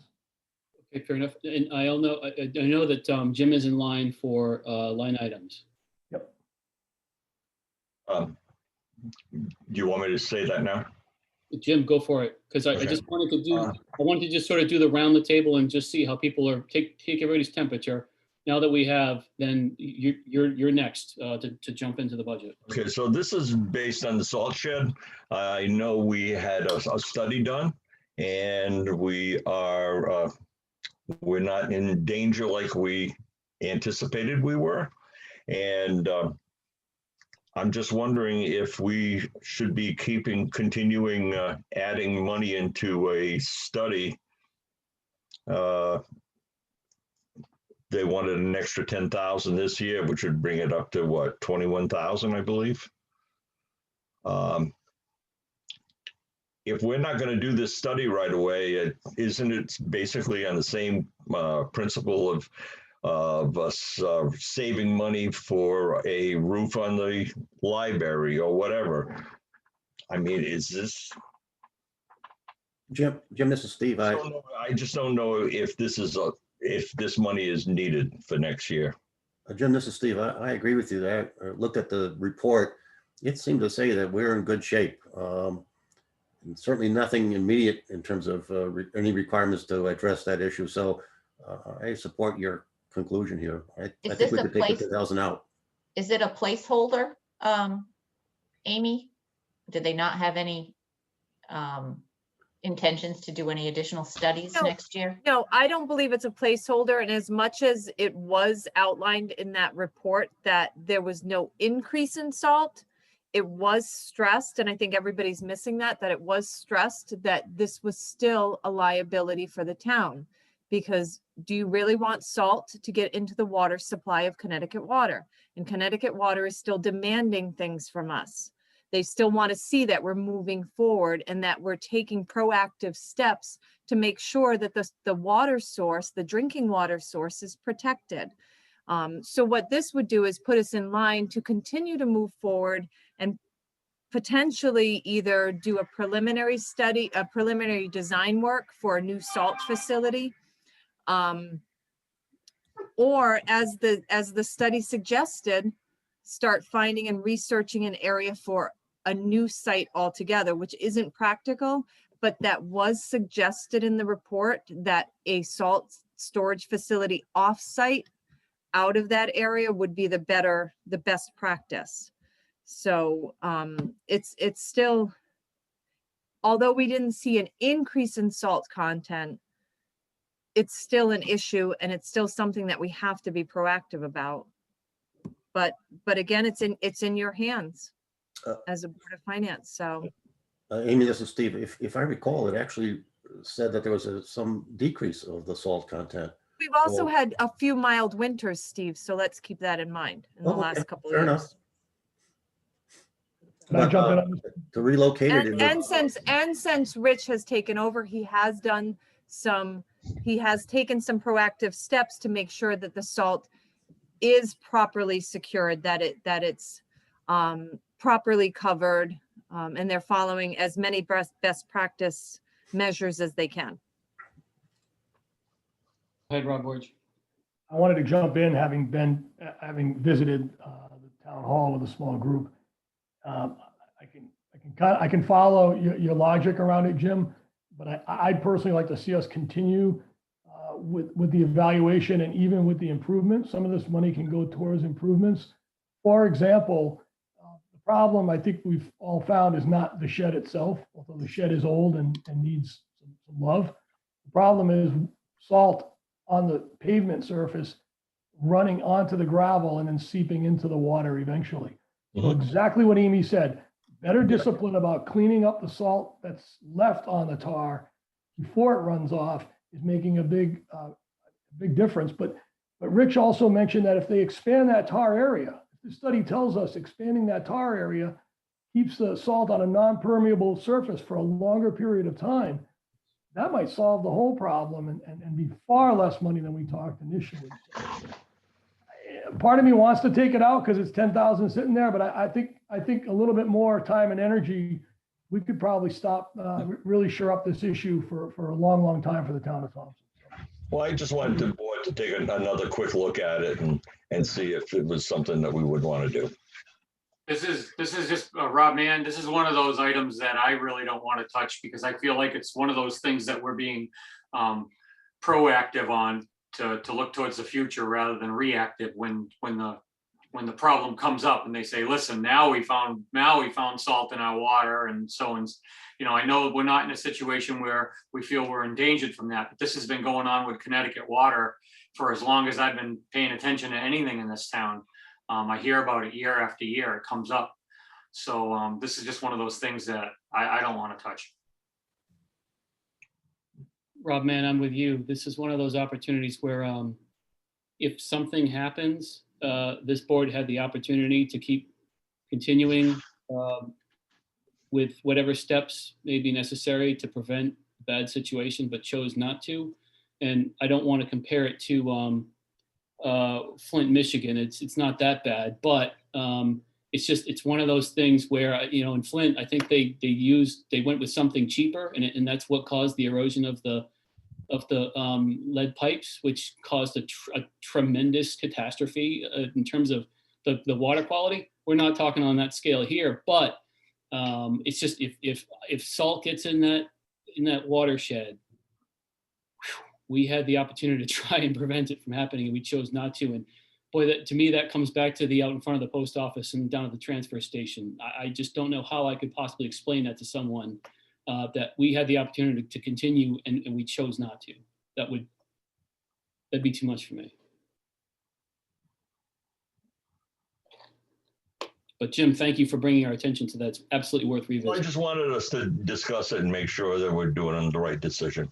Absolutely worth revisiting. Anything else?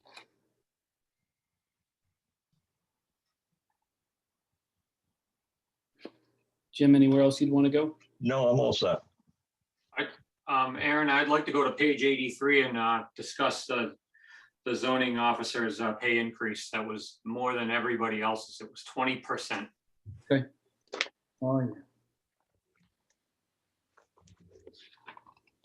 My notes here, and Amy, you can probably back this up, is that the, is this, I'm using the person's name. I know we're not supposed to do that. We're supposed to say director of this, director of that, but I have my notes here say Cindy Dunn was underpaid. She's out in the field constantly. Well, I think if we look back even 10 years, the former zoning officers were paid well above $20 an hour for the skill set that she provides and the knowledge and the work that she puts into it. That was really our reasoning behind it. If 10 years ago, the zoning enforcement officer was paid $25 an hour, she's doing that same skill set. It just stood to reason.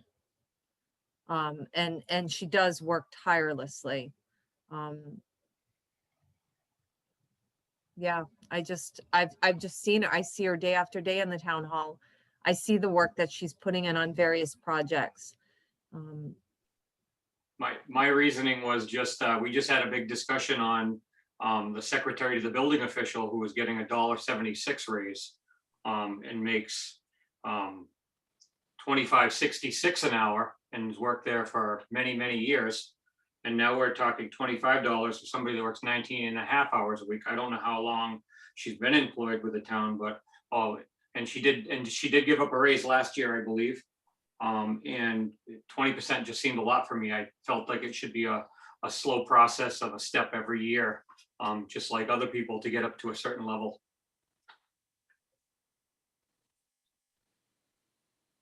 Thoughts, anyone? I just don't like to pick on personally people's salaries or minimal increases. And I'm just going to make a broad comparison. If you look at the school budget, all those people are getting salary increases every year. We don't nickel and dime those. I don't think we should nickel and dime these either. It's my personal, and there's no benefits like with this position. And if we increase her hours to compensate for the amount of time she's actually putting in instead of her salary, then she would qualify for benefits and it would cost us more. Just a thought.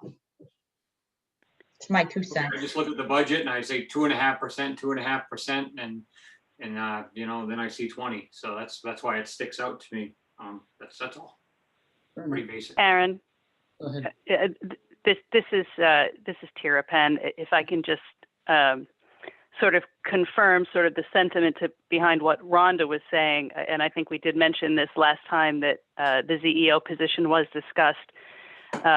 It is absolutely true that the ZEO is putting in more hours per week than we can give her as an institution.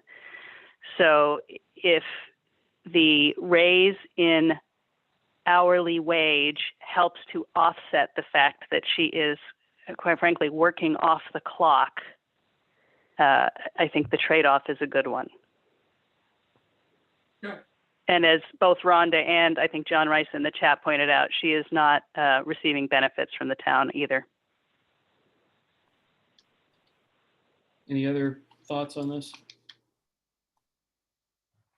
My viewpoint, Aaron and team, is that it's really the market that should dictate or help guide pay, not the fact that someone's historically underpaid. Of course, there's a whole performance side of the equation. I think you got to pay good, you got to take care of good people for sure. But if the market's paying 20, 78, we should be talking about 2078. Market's paying 25, we should be talking about 25 because we're going to lose the best people. Yes. We're going to go to where the market salary is. I don't know what the market salary is for a zoning officer. When I look at the other officers in town, like the wetlands officer and the conservation officer and some of the others, they seem to be significantly higher than 2078.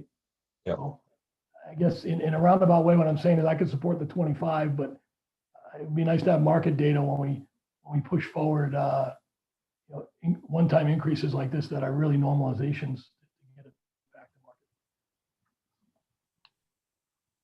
Anything else on this? This is Jim. Go ahead. I agree with keeping her salary right where it's at.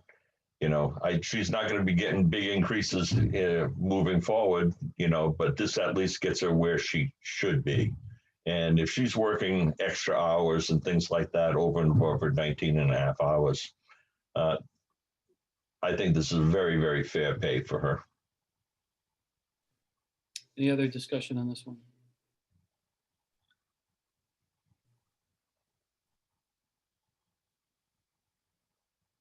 Okay, anywhere else in the budget anybody wants to go?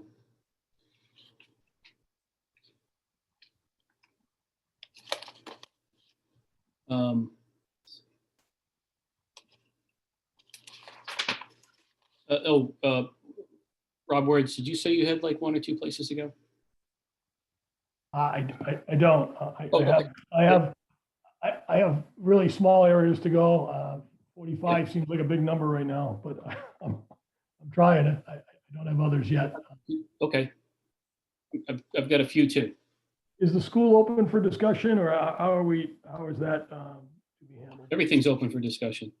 Well, one of the things I noticed in the school, we're bringing back the maintenance person that was retired, and we're bringing back someone that I think it was a very good justification as to why we need to bring that person back. During COVID, we didn't replace him right away. Yep. But I also noticed in that department, we have a really healthy number. I got to pull it back up. There was like summer maintenance help. And I guess my question there would be, is that something we could forego for a year? Do we need to bring in summer help on top of the addition of the retired maintenance person? And then, of course, the nice work that the Turtle Rock Trust is doing for the school. So, it looked like it was facility summer help. It was about $40,000. I would ask that question, Melinda. Go ahead, Melinda.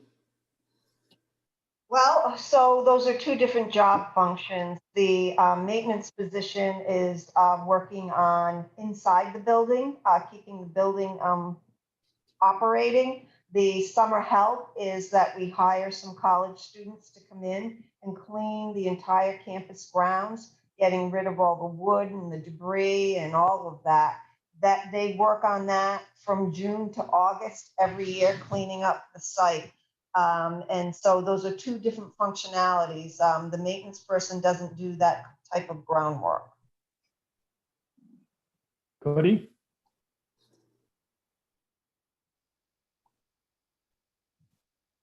Melinda? Could he?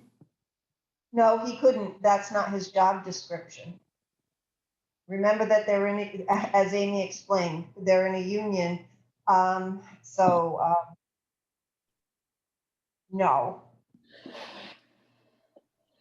So Rob, just kind of I'm sure you're probably aware of this, but just in case, as far as the school is concerned, and this is what I was told when I first started, that we don't have to, I mean, if you're thinking about making a cut, then we just do a cut, and then they just go back and figure out where it's best for them to make the cuts.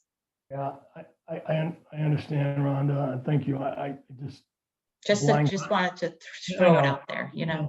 Personally, I have a hard time with the blind cuts. I like try to discuss through the cuts, and we've gone without this maintenance person. I understand the rationale for hiring them back. But I just asked the question, maybe there's an opportunity to not do summer help and bridge the divide, the $45,000 divide that we have. Yeah, Rob Mann, as I remember, they used a lot of the summer help. One year, I remember they did the ceiling tiles and I I don't want to say simple tasks because obviously it's a lot of work taking out all kinds of ceiling tiles in all the hallways and everywhere. But I remember one year that the differences of the two things. But so those are the simple jobs that again, I shouldn't say simple, but I mean, those are the jobs that are probably less dangerous and risky for people to come in the summertime and do. I think the differences in the school for that small amount of money for the time for the summer is well worth it in that one thing. As far as the maintenance position, is that the person that's going to manage these people, Melinda? No, Bill manages those people. The maintenance position is Dean retired, and so Dave is left alone to manage all of the repairs in the building. So what happened this year, because we only had one maintenance person, is that we called in exterior vendors to come in and do some of that work at obviously a higher cost. So as Bill projected out just the day-to-day operations, and I know this firsthand because when Bill went. Melinda, you're on mute. Yeah. Hey, you muted yourself while you were talking. Sorry, when Bill was out on vacation for 3 weeks, the maintenance gentleman, Dave, reported to me every day. And I can tell you, I was pretty blown away by the day-to-day repairs that happen with leaks and faucets and toilets, and it is nonstop. And so we did have to call in exterior vendors to make repairs, and their rate of pay is going to far exceed what we paid this maintenance position. And that was the rationale that the Board of Ed used to restore that position back. So it's cost preventative is really why that position was put back in. We know we're going to spend more money on maintenance and repairs with external vendors if we only have one person working. I mean, Aaron, if I could just interject too. I mean, during the summer, that's the time I don't know if you've been up on the near the roof of our buildings, but there's a lot of HVAC units. And that's the time too that the maintenance mechanics go up there and change all the filters, which could, and the HVAC work could take the bulk of the summer for the maintenance mechanics. And the summer folks too, Robin said something about, they do some of the minor work when they had done the ceilings, but they also do the moving in and out of the furniture because every room in the building is, the floors are redone and cleaned up, and all that furniture has to be taken out of the rooms and into the hallways and then moved back in. And that's the function of the summer help. This year will be more cumbersome because we took the entire district and took out of any kind of surplus or extra furniture because we had to do social distancing in the classrooms. We don't know what the recommendation is going to be for this year, but everything is jammed up in gymnasiums and closets and God knows where. So all that is going to have to be restored to put the classrooms back together if that's the guidance that we're given. So those young men and women work hard in the summer and really do help the custodial staff. So we use that money every year.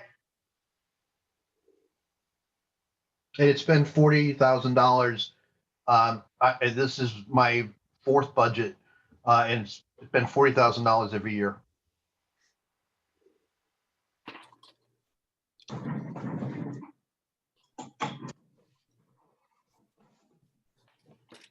Melinda, can I ask a question? If we were to take the 45,000 and out of the school's increase, would you be able to manage that by trimming a little bit out of each department? Well, so here's the thing. When we put this budget together, we were really careful. We spent a lot of time because healthcare was our biggest nut to crack. The escalating price, we spent a lot of time trying to get that number down. We went through, and the Board of Ed went through hours and hours and hours of our budget looking for places to reduce. I believe the budget that we put forward and the effort that we put forward in, we had to negotiate with 5 unions to make a change in healthcare. And because of that, we made some significant impact on the budget. We absorbed all the contract rate increases because of that. So I think the budget as it stands, the Board of Ed would not have put it forward if they didn't believe it was a prudent budget. Obviously, whatever decision the Board of Finance makes, it will go back to the Board of Education, and then they will make the decisions on where they can reduce. Thank you. And I just want to recognize, and I'm sure the rest of the board does too, that was a humongous savings on the health insurance. So that's definitely recognized by me anyway. So. Thank you.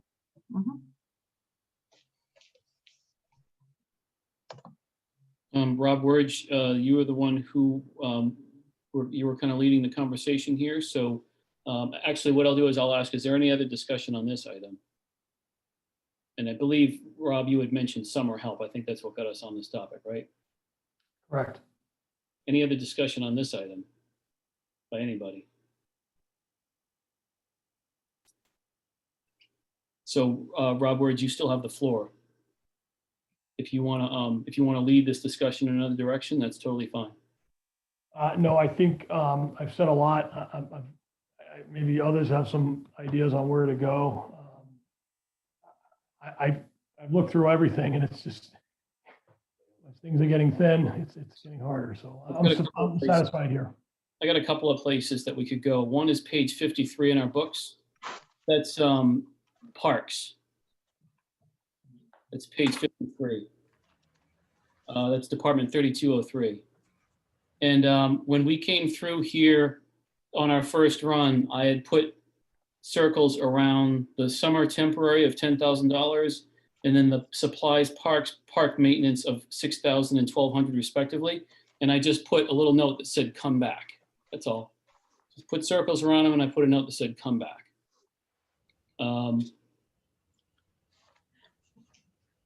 And I don't recall, I think Rich spoke to this. I think he's the one who spoke to this. It's just, I noticed that our actual in fiscal year 20 was 8265, which was up. This is the top line, summer temporary. It was 8265 versus the actual in the previous fiscal year, which was 990, which is not to say that the 8265 wasn't warranted.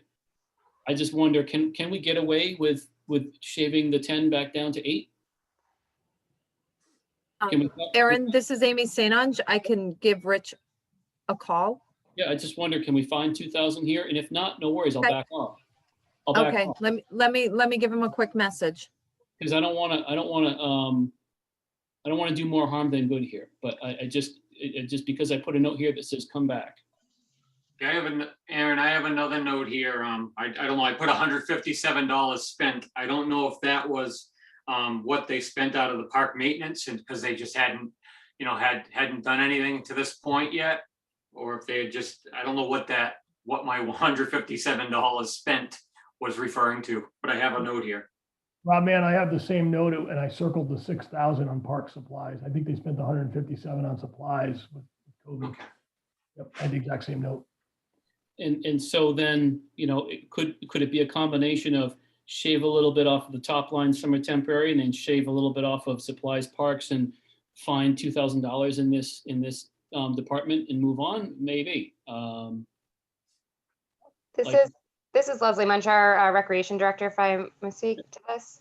Yeah, go ahead. The thing I will say about the summer temporary help is that this line was cut for summer 2020. So our parks did not have that maintenance this past summer. So there's definitely projects and overdue work that weren't completed last summer as those funds were used in another area. So I'll let Rich speak to the projects, but again, there was no summer temporary help in summer 2020. And in regards to park supplies, I am working with Rich on a list of current projects that are being completed and upcoming projects, and he can speak to that as well. But I definitely, on the summer temporary, our parks are in need of maintenance support as they didn't receive it last year. Yep. Okay.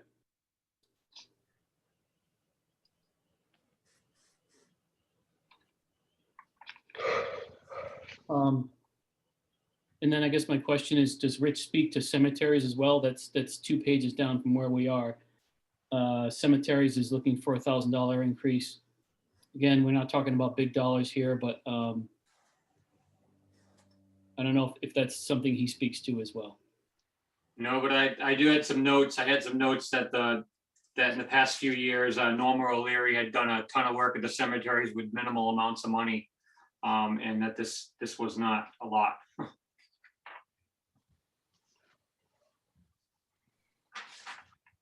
11 cemeteries I wrote down, and I actually wrote some of the names of the cemeteries down here. And there was also Thompson Together had a bunch of grants that must have been what she worked with.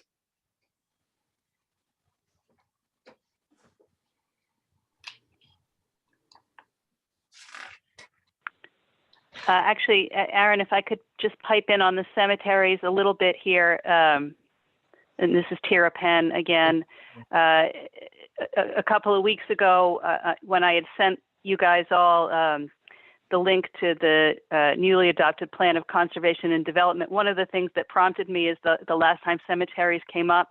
On page 31 of that document under section 4.6A, it does refer to the costs that are incurred by the organization that maintains the East Thompson Cemetery. So again, this is not one that the town maintains, but their annual costs just for mowing come in at $4,500 a year. So if you are talking about multiple cemeteries requiring mowing, it doesn't take much to show that, you know, $1,500 is probably barely covering those actual maintenance costs. And then the rest is being passed on to volunteers, particularly for the cemeteries that do not have an organization maintaining them. Good to know. Thank you.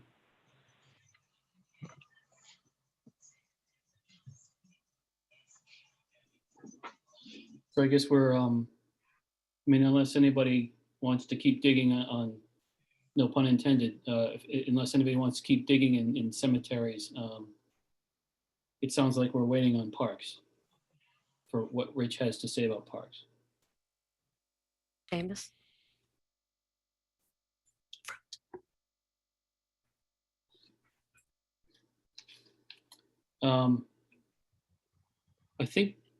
I think John Rice is in this meeting, because I've seen John R. come up in the chat a couple of times. Is that true? Is John Rice? He was. Do you think he's still with us? I see him. He's still on, unless he's. Because I'm still willing to revisit.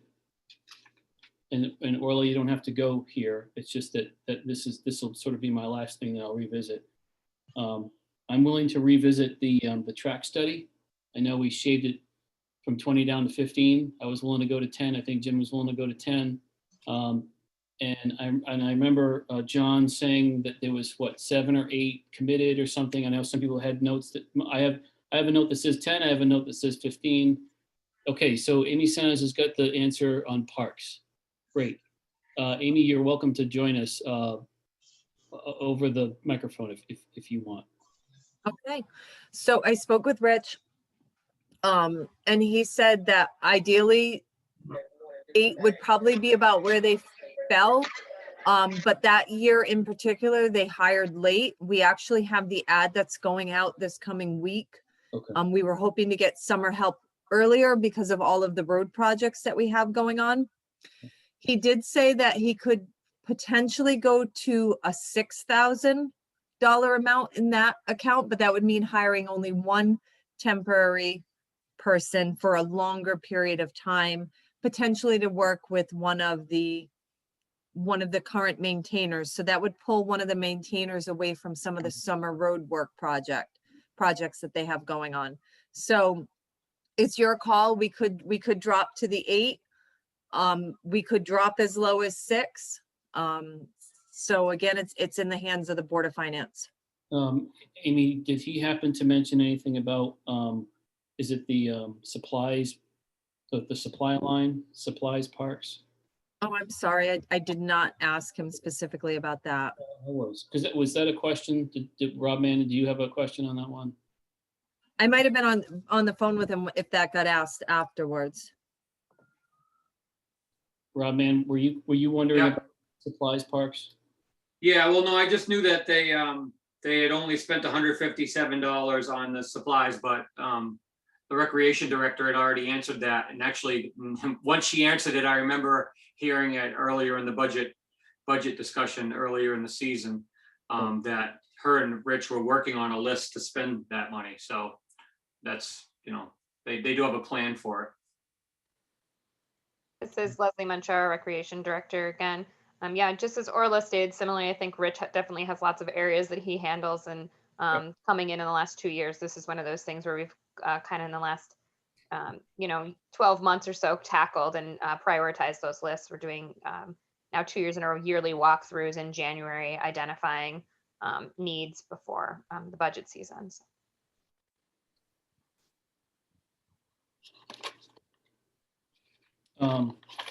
Any other discussion on parks? Aaron, John Rice, I'm on that question about just one quickie on parks and cemeteries is that the reason East Thompson's Cemetery Association was formed because of the lack of care in the cemeteries in the town. So there was people in town that decided they take cemetery over and maintain it. So, and they do, and we do that. And back to your question on that $15,000.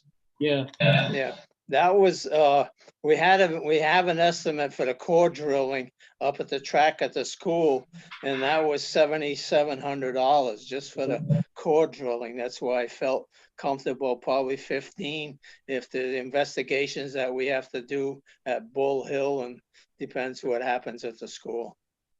Here's a question, John. If we not focus on Bull Hill and we just focus on the school track, would that make a difference in that $15,000? Probably, like I say, I know, number one, we have to do is a core drilling of the track to see what kind of underlayment is there, and then we go from there. So if you want to go down to 10,000, I know the estimate that we had gotten, I don't know what the date of this was, back in December of 20, and it was $7,700 to do the core drilling. So if we had $10,000, at least we could get that part done. Then if something else comes up, we'll have to come back to you, because the subcommittee just can't function without money, So this is more of a comment to the board. Is I feel like this Bull Hill, the soccer field was put in. Gosh, my father was chairman of the Board of Finance when those soccer fields were put in. I've heard over the years that young people ride their ATVs over these fields. I hear that they flood. It feels like I don't know. I just wonder how useful it is to try and re-engineer a topography that floods and in a location that's in the middle of nowhere that people use as a ATV track. When you've got a track and field track on the school grounds, which is in terrible disrepair. I just wonder if it makes sense. Do we just focus our attention there? I know that's a much bigger philosophical question, but where I'm going with this is in the short term, if we just focus on the track, then we can probably do $10,000 for this track study line item because we're not trying to do both. We're just figuring out what's most important to us and just zeroing in on that. Can I make a comment? Go ahead. When we first looked at this on the chart here, the line item was originally just for the Bull Hill, and then when Amy chimed in, she had said that it was also about the school track. That's right. So I guess my reasoning would be which one is it that this fund is actually for? And if we did reduce this line item, would there be any work or studies going on at the Bull Hill complex? Because Leslie did mention that they lost a soccer field in Putnam. which would, want, if we were to recoup or get a new soccer field as well, it would bring more people into town as well. So I didn't know, John, would you be able to kind of do both projects with that, or is it even? I could back up a little bit. The charge that was given the building committee by the Board of Selectmen was to review both the Bull Hill and the track at the school. I think if that quote that we had from that RAD, they're one of the largest in New England on tracks and developing the tracks, comes in at that price, like I mentioned, $7,700. Maybe there's a couple of grand that we can do some preliminary investigation up at the Bull Hill. So we could start working on both potentially for 10,000. Is that what Well, you're we- saying? Yeah, we could do some, I think, I can't speak because Billy Wachowski, we designated him as the subcommittee chair with, along with 3 other people.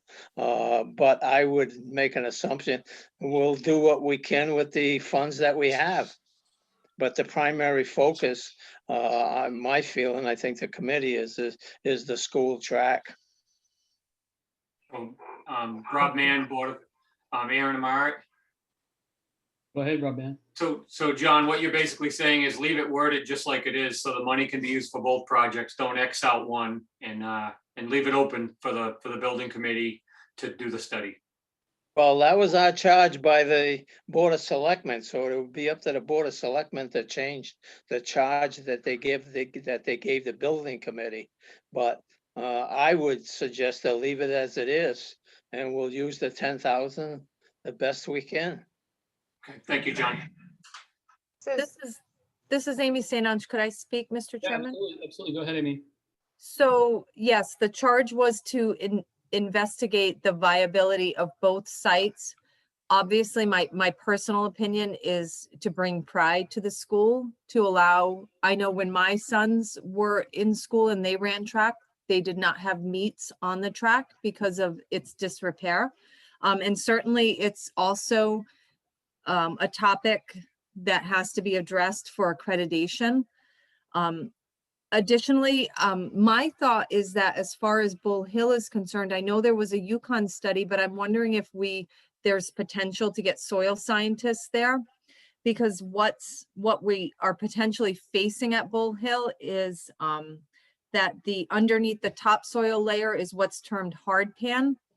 And hard pan is a type of soil that is impervious to water. So that's why there's so much saturation in the site. So maybe it's a matter of having a soil scientist do some, and I don't know if that's part of the Yukon study, but certainly we need as many funds as possible to determine what's the best route for both projects.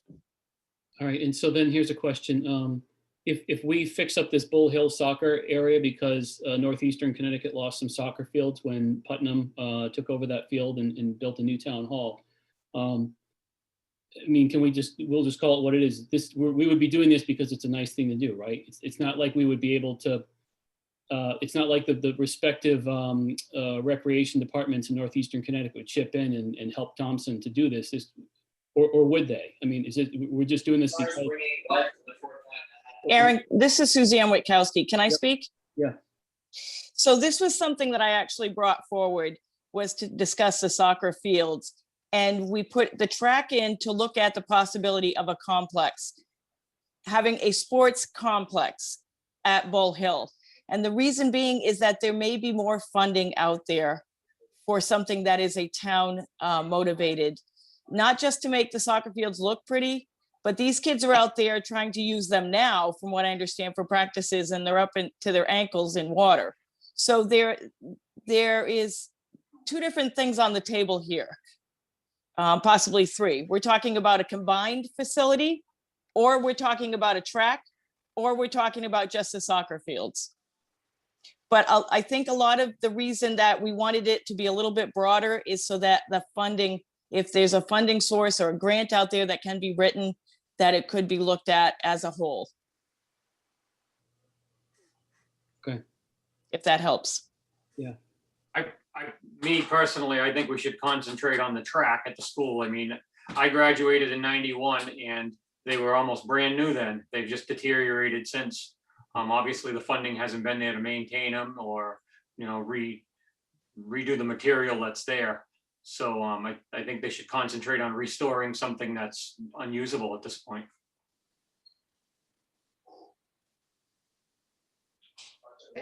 This is Leslie Munshauer, Recreation Director, if I may. ahead. If this item is reduced to the 10,000 with what John Rice has stated with the close to 8 for already designated to the track, it doesn't leave much for the Bull Hill recreation exploration. So I would feel more comfortable this being relabeled, the department and the request, because it doesn't seem that it will be covering the Bull Hill area if it is just the track. So I would like that to be, you know, relabeled and distributed where appropriate. And so the reason I make such a big deal out of this is because I just wouldn't want us to, if this Bull Hill, if we spend money on this Bull Hill soccer area and we determine, yes, it's going to continue to flood. I just don't want to I don't want to spend money on something that we're not prepared to sort of, you know, take action and remedy. And I mean, if there's a way that it makes sense to do it, if there's money out there that state money to fix a soccer field, I don't know. Or if there's a way that if this is going to be if it's going to be helpful to Northeastern Connecticut towns, because we've lost a couple of soccer fields somewhere in Northeastern Connecticut, that maybe they're willing to help us with it. Fair enough. I mean, if it makes sense, fair enough. I just want to make sure this makes sense. Yeah, just Rob, man, just a few other words. I know when I was really young that we actually played, I don't know if it's nobody plays there anymore, obviously, but we actually played right at Thompson Dam where they have the pavilions. Those were our soccer fields when I played as a kid. And then obviously over where the alpaca farm is now, you know, Mrs. Dion had those were soccer fields for a while with Thompson Youth Soccer played. So there's always there always seems to be somewhere else that can be moved. I don't know what is in the middle of the current track at the school now. Are there any fields in the middle of that or no? I don't know. I haven't been down there in years, so I don't know. I don't know. So I'm go ahead, Moon. Got it. Soccer fields? Okay, thank you. So I'm just trying to find $5,000. If leaving that $5,000 in this line item is if the people who are the stewards of this money feel like this is a good use of our money, okay, fair enough. I'm not going to try to second guess you. I just want to really pick away at this to make sure that I know the school track. It's a jewel in our crown, and it's a shame that we can't have meets on it, and we do need to do something about it for our accreditation. So I can see the return on investment in that. That is crystal clear to me. But you know, a couple of soccer fields that are down a back road that's down in the corner of a town where they flood and people use them as ATV, you know, riding around fields on. I have more trouble getting my hands around seeing the return on investment. So I'm just trying to find $5,000, and I just want to make sure that the stewards of this money understand. I don't want to spend $5,000 on something that's going to have no return on investment. I just don't. That's all. Aaron, John Rice again. I think we won't answer any of these questions until we do a preliminary investigation of the Bull Hill area.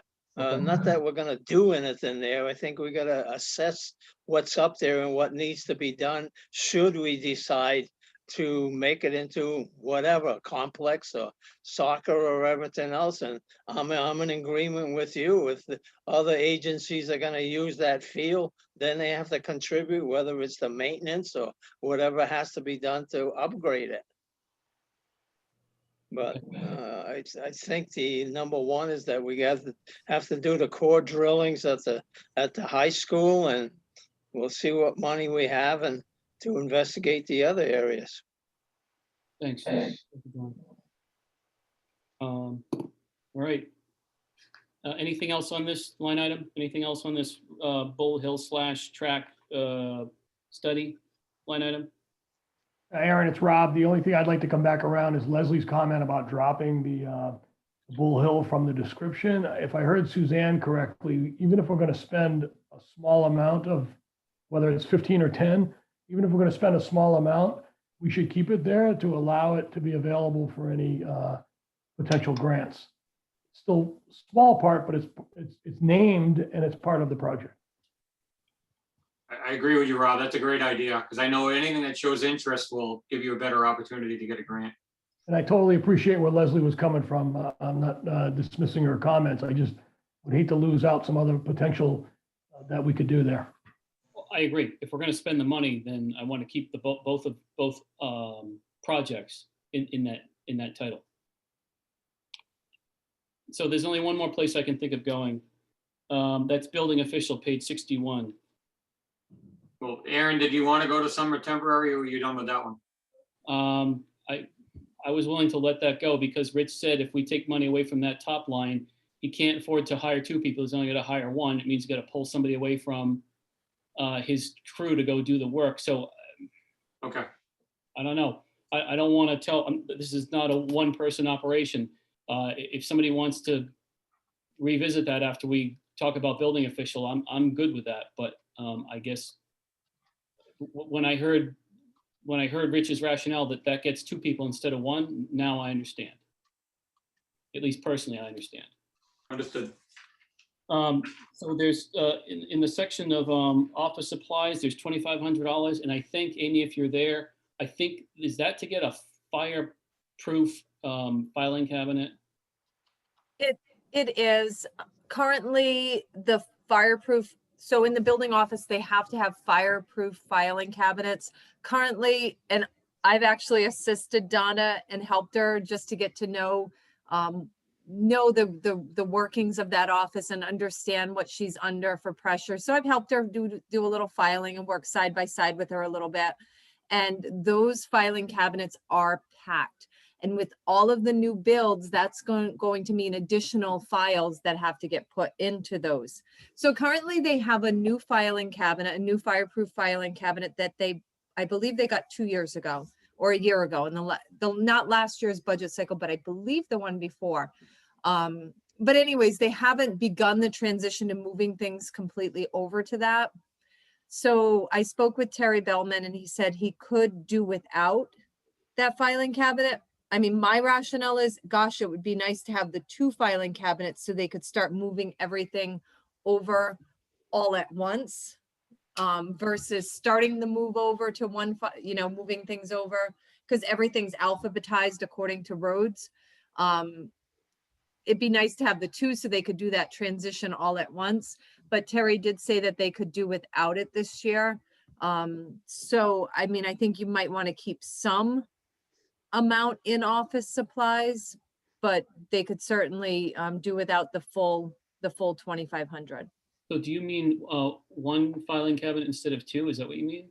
No, they have one that they had just gotten that's pretty much empty still because they haven't begun transferring files over to extend the files.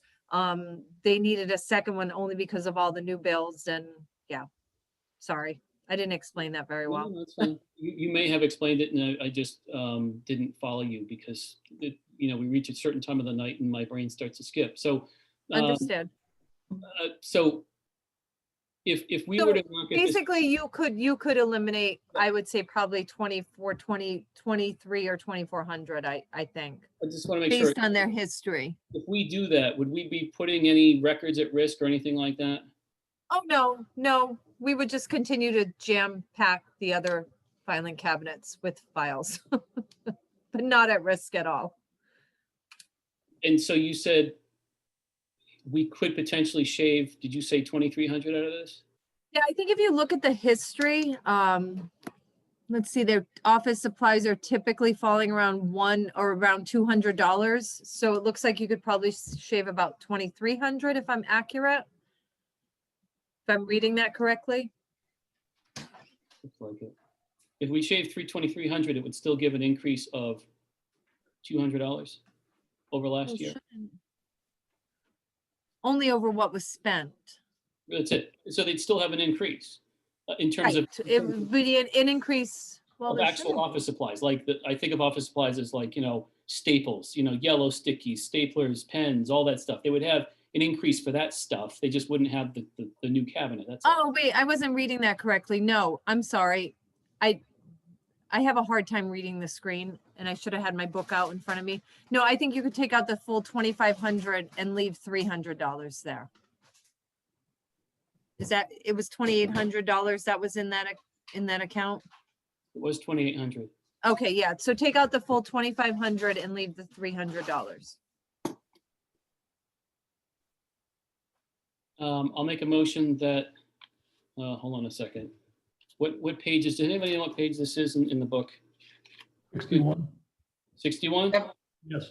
All right, hold on a second. I'm gonna get there. Okay, so I will make a motion that in Department 3301 Building Official, line item 533150 Office Supplies, we reduce that by $2,500 so that it's level funded from the previous fiscal year. I make that in the form of a motion. Is there a second? Rob Mann, I'll second that. Rob Mann's got the second. Any discussion? We'll go around the table. Rob Mann, Yes. Jim, Yes. Rhonda, Yes. Rob Wurge, Yes. Steve. Yes. I'll vote yes. This one carries 6-0. And Orla, you've already put the numbers in. Thank you. Can you do me a favor, Orla? Can you go back to the summary page so that we know kind of where we are?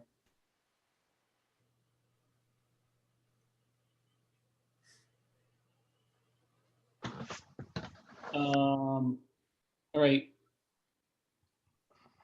I'd be willing to commit a mortal sin and use some surplus. I had a quick question, Aaron, Go ahead. if I may. And it's a topic I touched on earlier and we didn't come back to the school.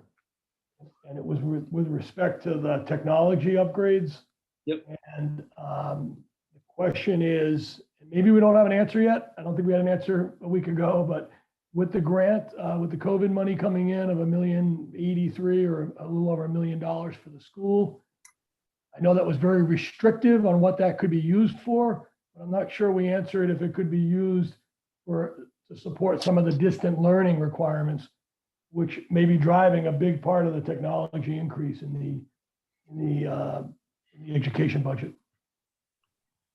So we did learn this week that the American Rescue Plan, or they're coining it ESSER 3, is going to have different requirements for accessing those funds than ESSER 2. However, I can't imagine that one of the allowable costs would be technology.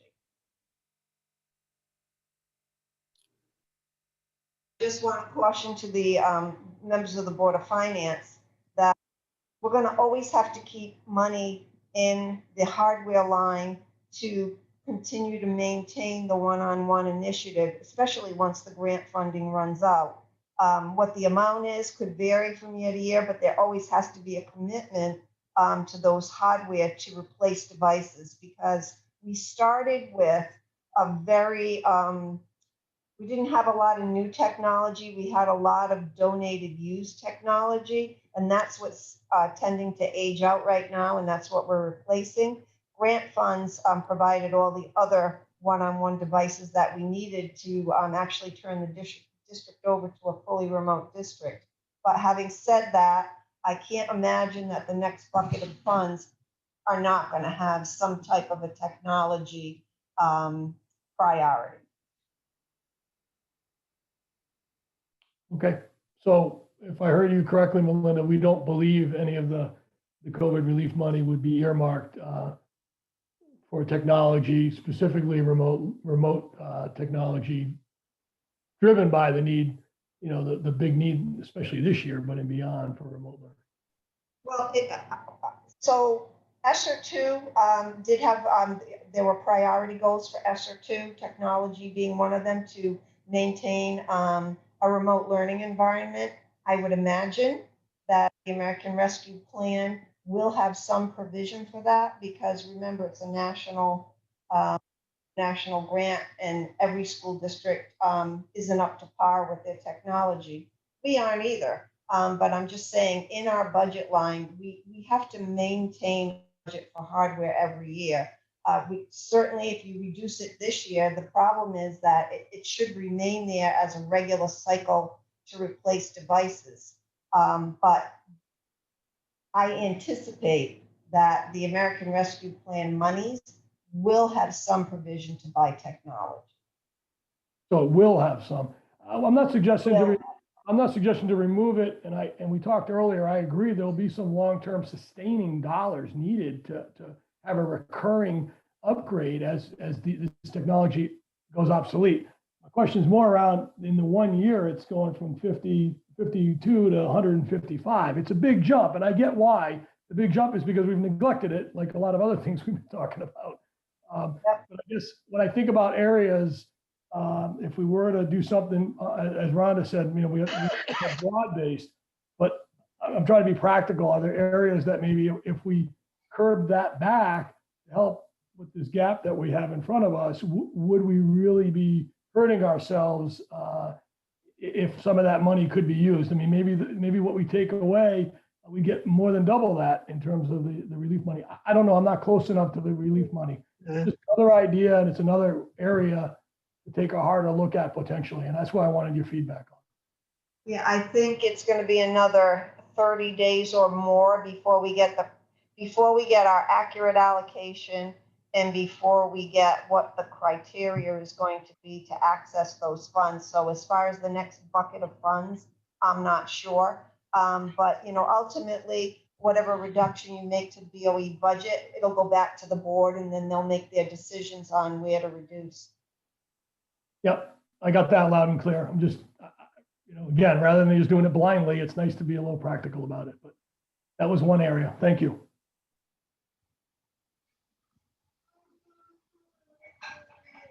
That was it, Aaron. Thank you. Anything else? Anybody else? Anywhere anybody else wants to go in this budget?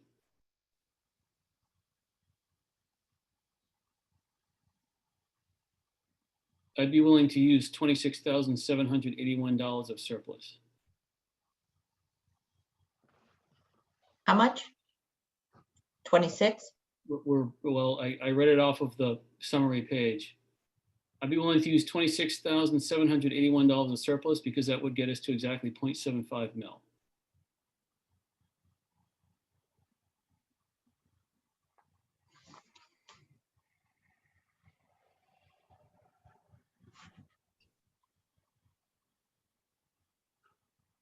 .75 it's a round number. I guess that's why I like 0.75. It's a round number.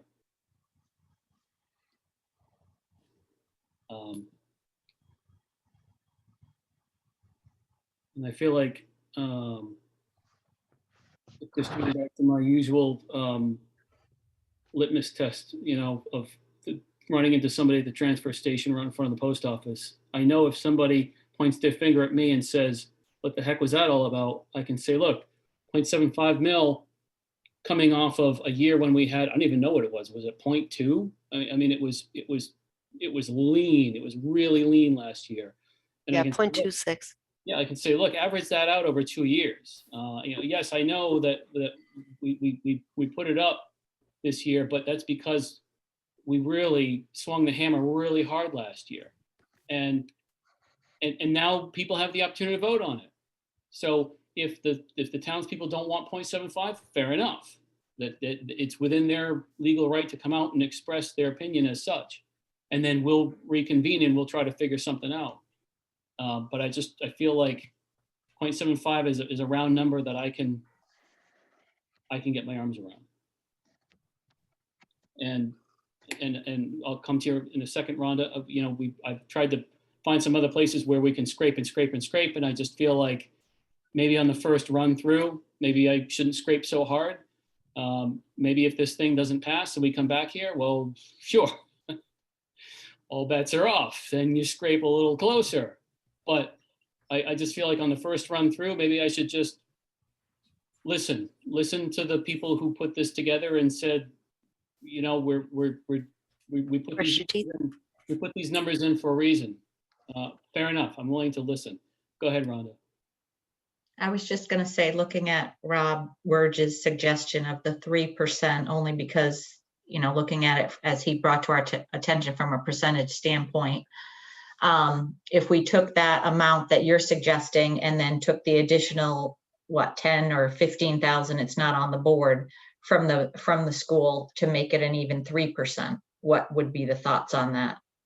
It's a very insignificant, it's a very small amount of money, and I realize and commend the school for all the adjustments that they made, but what are your thoughts on that?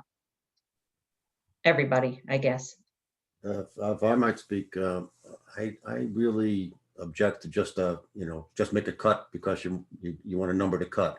If there's a reason behind it, some logical approach that we don't need this or we can defer that, I can understand that. But just saying we don't really know what to do, we'll just cut the school or whatever department you might want to pick, I think that's the wrong approach. I really think you should have a rationale for making the change, up or down, but just making it a cut arbitrarily, that's not why we're here, right? At least in my opinion.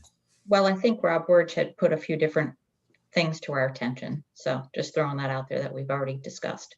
Well, and Rhonda, if I follow your logic correctly, the purpose that you were thinking of was to get the mill rate increase down to 3%. I think. Right. I want it to pass the first time. That's just my goal here.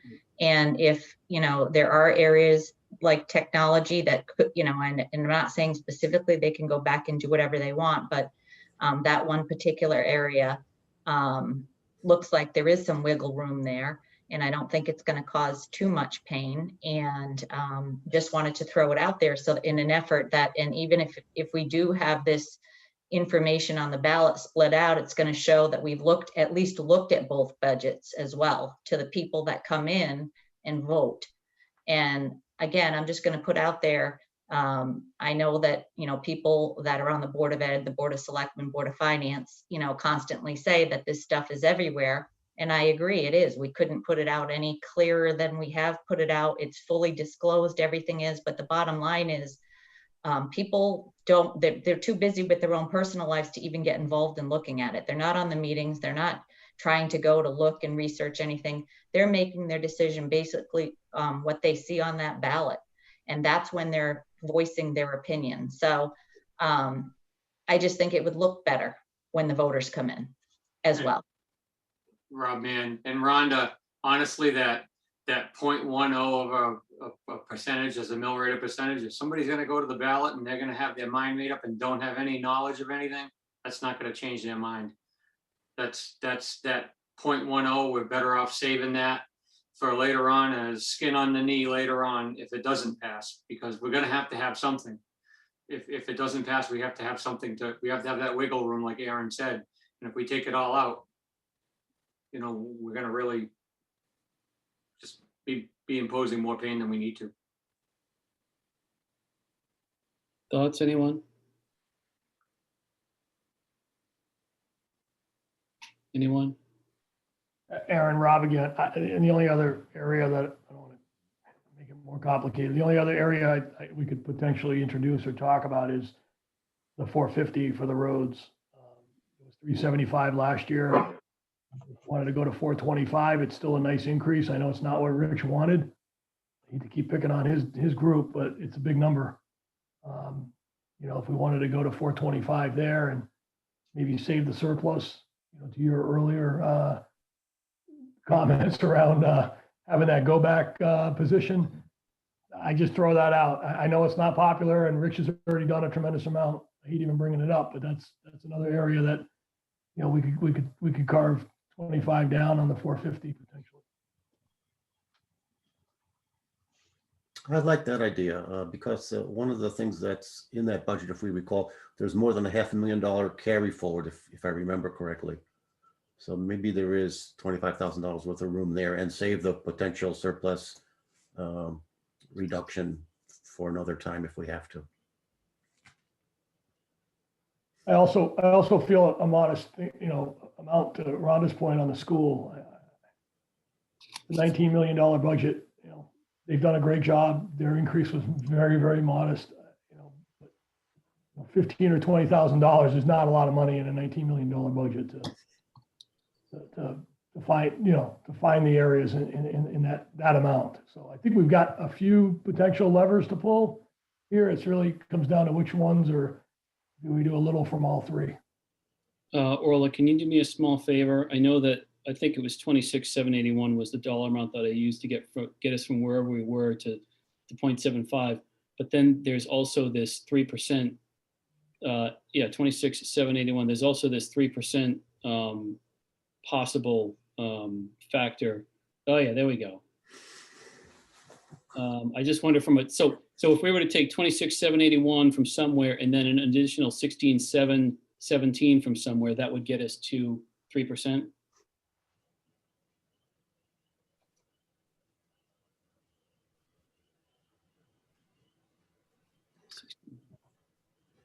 I'd like to echo Rob Mann's thought. I don't think people are going to change their mind 3 versus 3.1%, or, those decimal point issues I don't think are deciding factors. I may be wrong, but I struggle. I think if they're going to vote no because it's 3% or 3.1, I don't think it's going to change their opinion. Could be wrong, but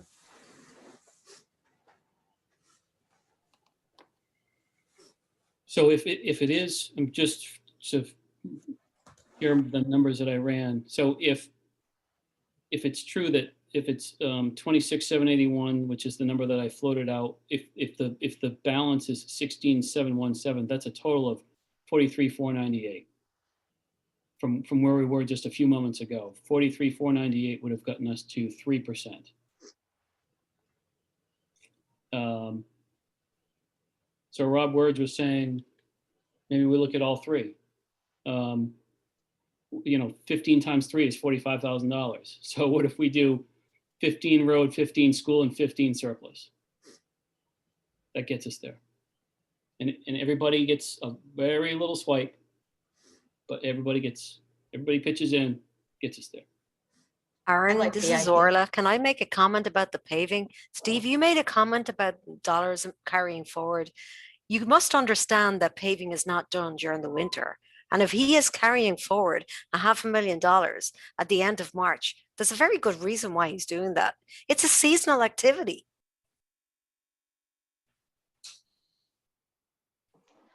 Well, I think too, on that, Orla, is with roads, you have to carry it forward because doing a small portion of a road is very costly.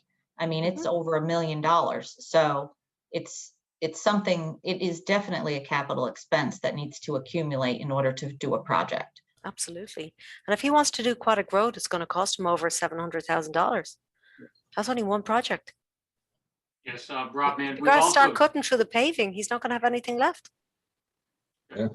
Rob, man, we've also had that discussion where the reason why he tries to do the bigger projects is because they, those grinding machines and things, they're all usually leased or subcontracted company, and the more they can do, the better when they have the machines on lease.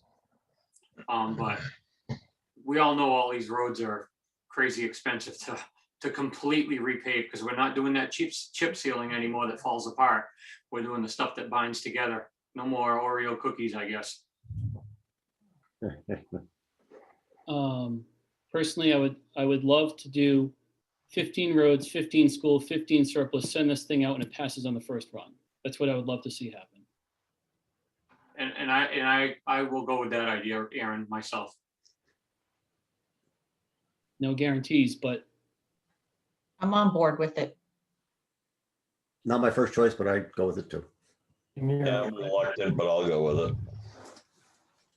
okay. So then here's what I'll do. I'll put it in one motion at the risk of tying poor Dottie into knots. Here's my motion. We take $15,000 from the school. We take $15,000 from the road resurfacing / road work section of the capital improvement plan. And we take $15,000 from surplus. That's my motion. Is there a second to the motion? Second it. Rob Words has the second. Any discussion on this? Any discussion? We'll go around the table. Rob Mann. Yes. Jim? Yep. Rhonda? Yes. Rob Words? Yes. Steve? Yes. I'll vote yes. That's 6-0. And now we'll just see what that does for us on the summary page.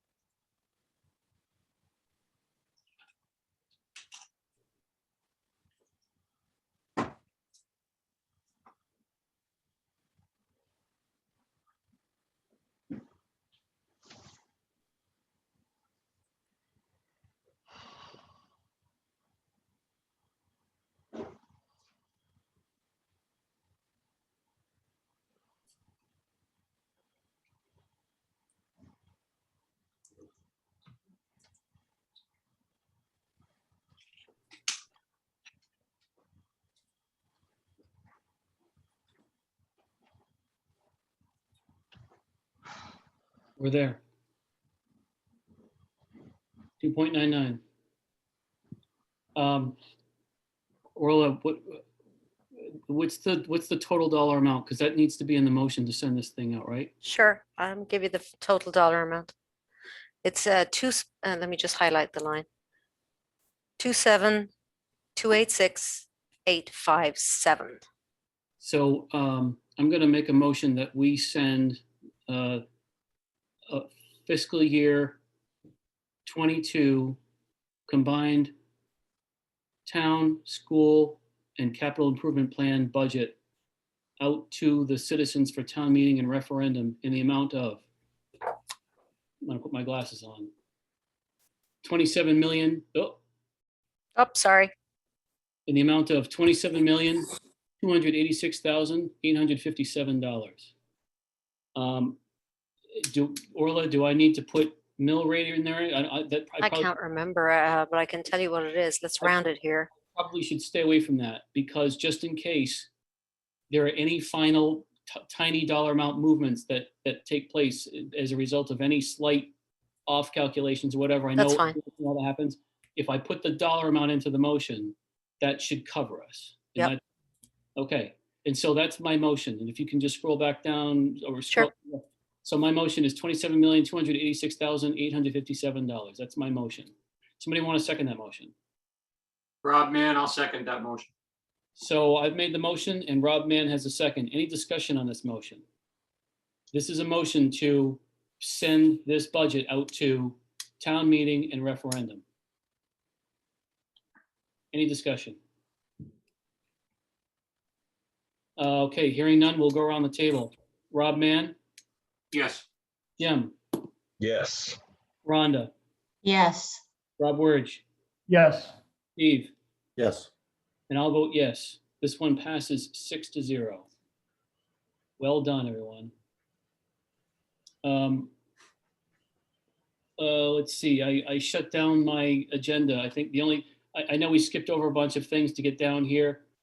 The We only, have 5, 6, 7, 8, and 9. Selectmen's update, school district update, financial report, Turtle Lot Trust, and that's it. we skipped all those things. We don't necessarily have to go back and do them. We can adjourn this meeting. And if anyone has, if any town, selectmen, Board of Education, if anyone has any pressing town business that they need to cover, we can always have a special meeting a week from today to cover those items. Go ahead, Rhonda. If we wrap this up if we don't do this today, are we gonna have another meeting next week? Because I personally would prefer to just get everything done and not have another meeting next week. That's just my personal opinion, but I'm only one person. I'm thinking we don't necessarily have to have another meeting next week. Perfect. Because as a deliberative body, we put an agenda together and then it's within our discretion to skip over items of the agenda, but it takes a 2/3 majority, which we did have. So legally, we can skip over those items and then conclude the meeting and then just choose not to cover those items. And the reason I put them on there is because I just want it there. It technically qualifies as a regular meeting agenda. just in case there's something spooky happens, if we don't have a regular meeting agenda on the third Thursday of the month, like we always do, I just wanted to make sure. But as a deliberative body, we have the right with 2/3 majority to skip over something, to add items, to remove items, to do whatever we want with a 2/3 majority. Awesome. So then we could just meet again in a month, right? That is correct, unless there's any pressing business that somebody in town needed to have, they were gonna bring it before us tonight, and they knew they weren't gonna get a chance, and we can always have a special next week. But barring that, we should be good. Perfect. Well, Thank Aaron, you. given that, I'll make a motion, we adjourn. Steve's got the motion to adjourn. Is there a second? I'll second that. Jim's got the second. All in favor of adjourning signify by saying aye. Aye. Aye. Anyone opposed? Anyone abstain? That carries 6-0. It's 9:52 PM. Thank you so much, everyone. Thank you. Have a good night. Thank Good you. night, everybody. Great job. Passes.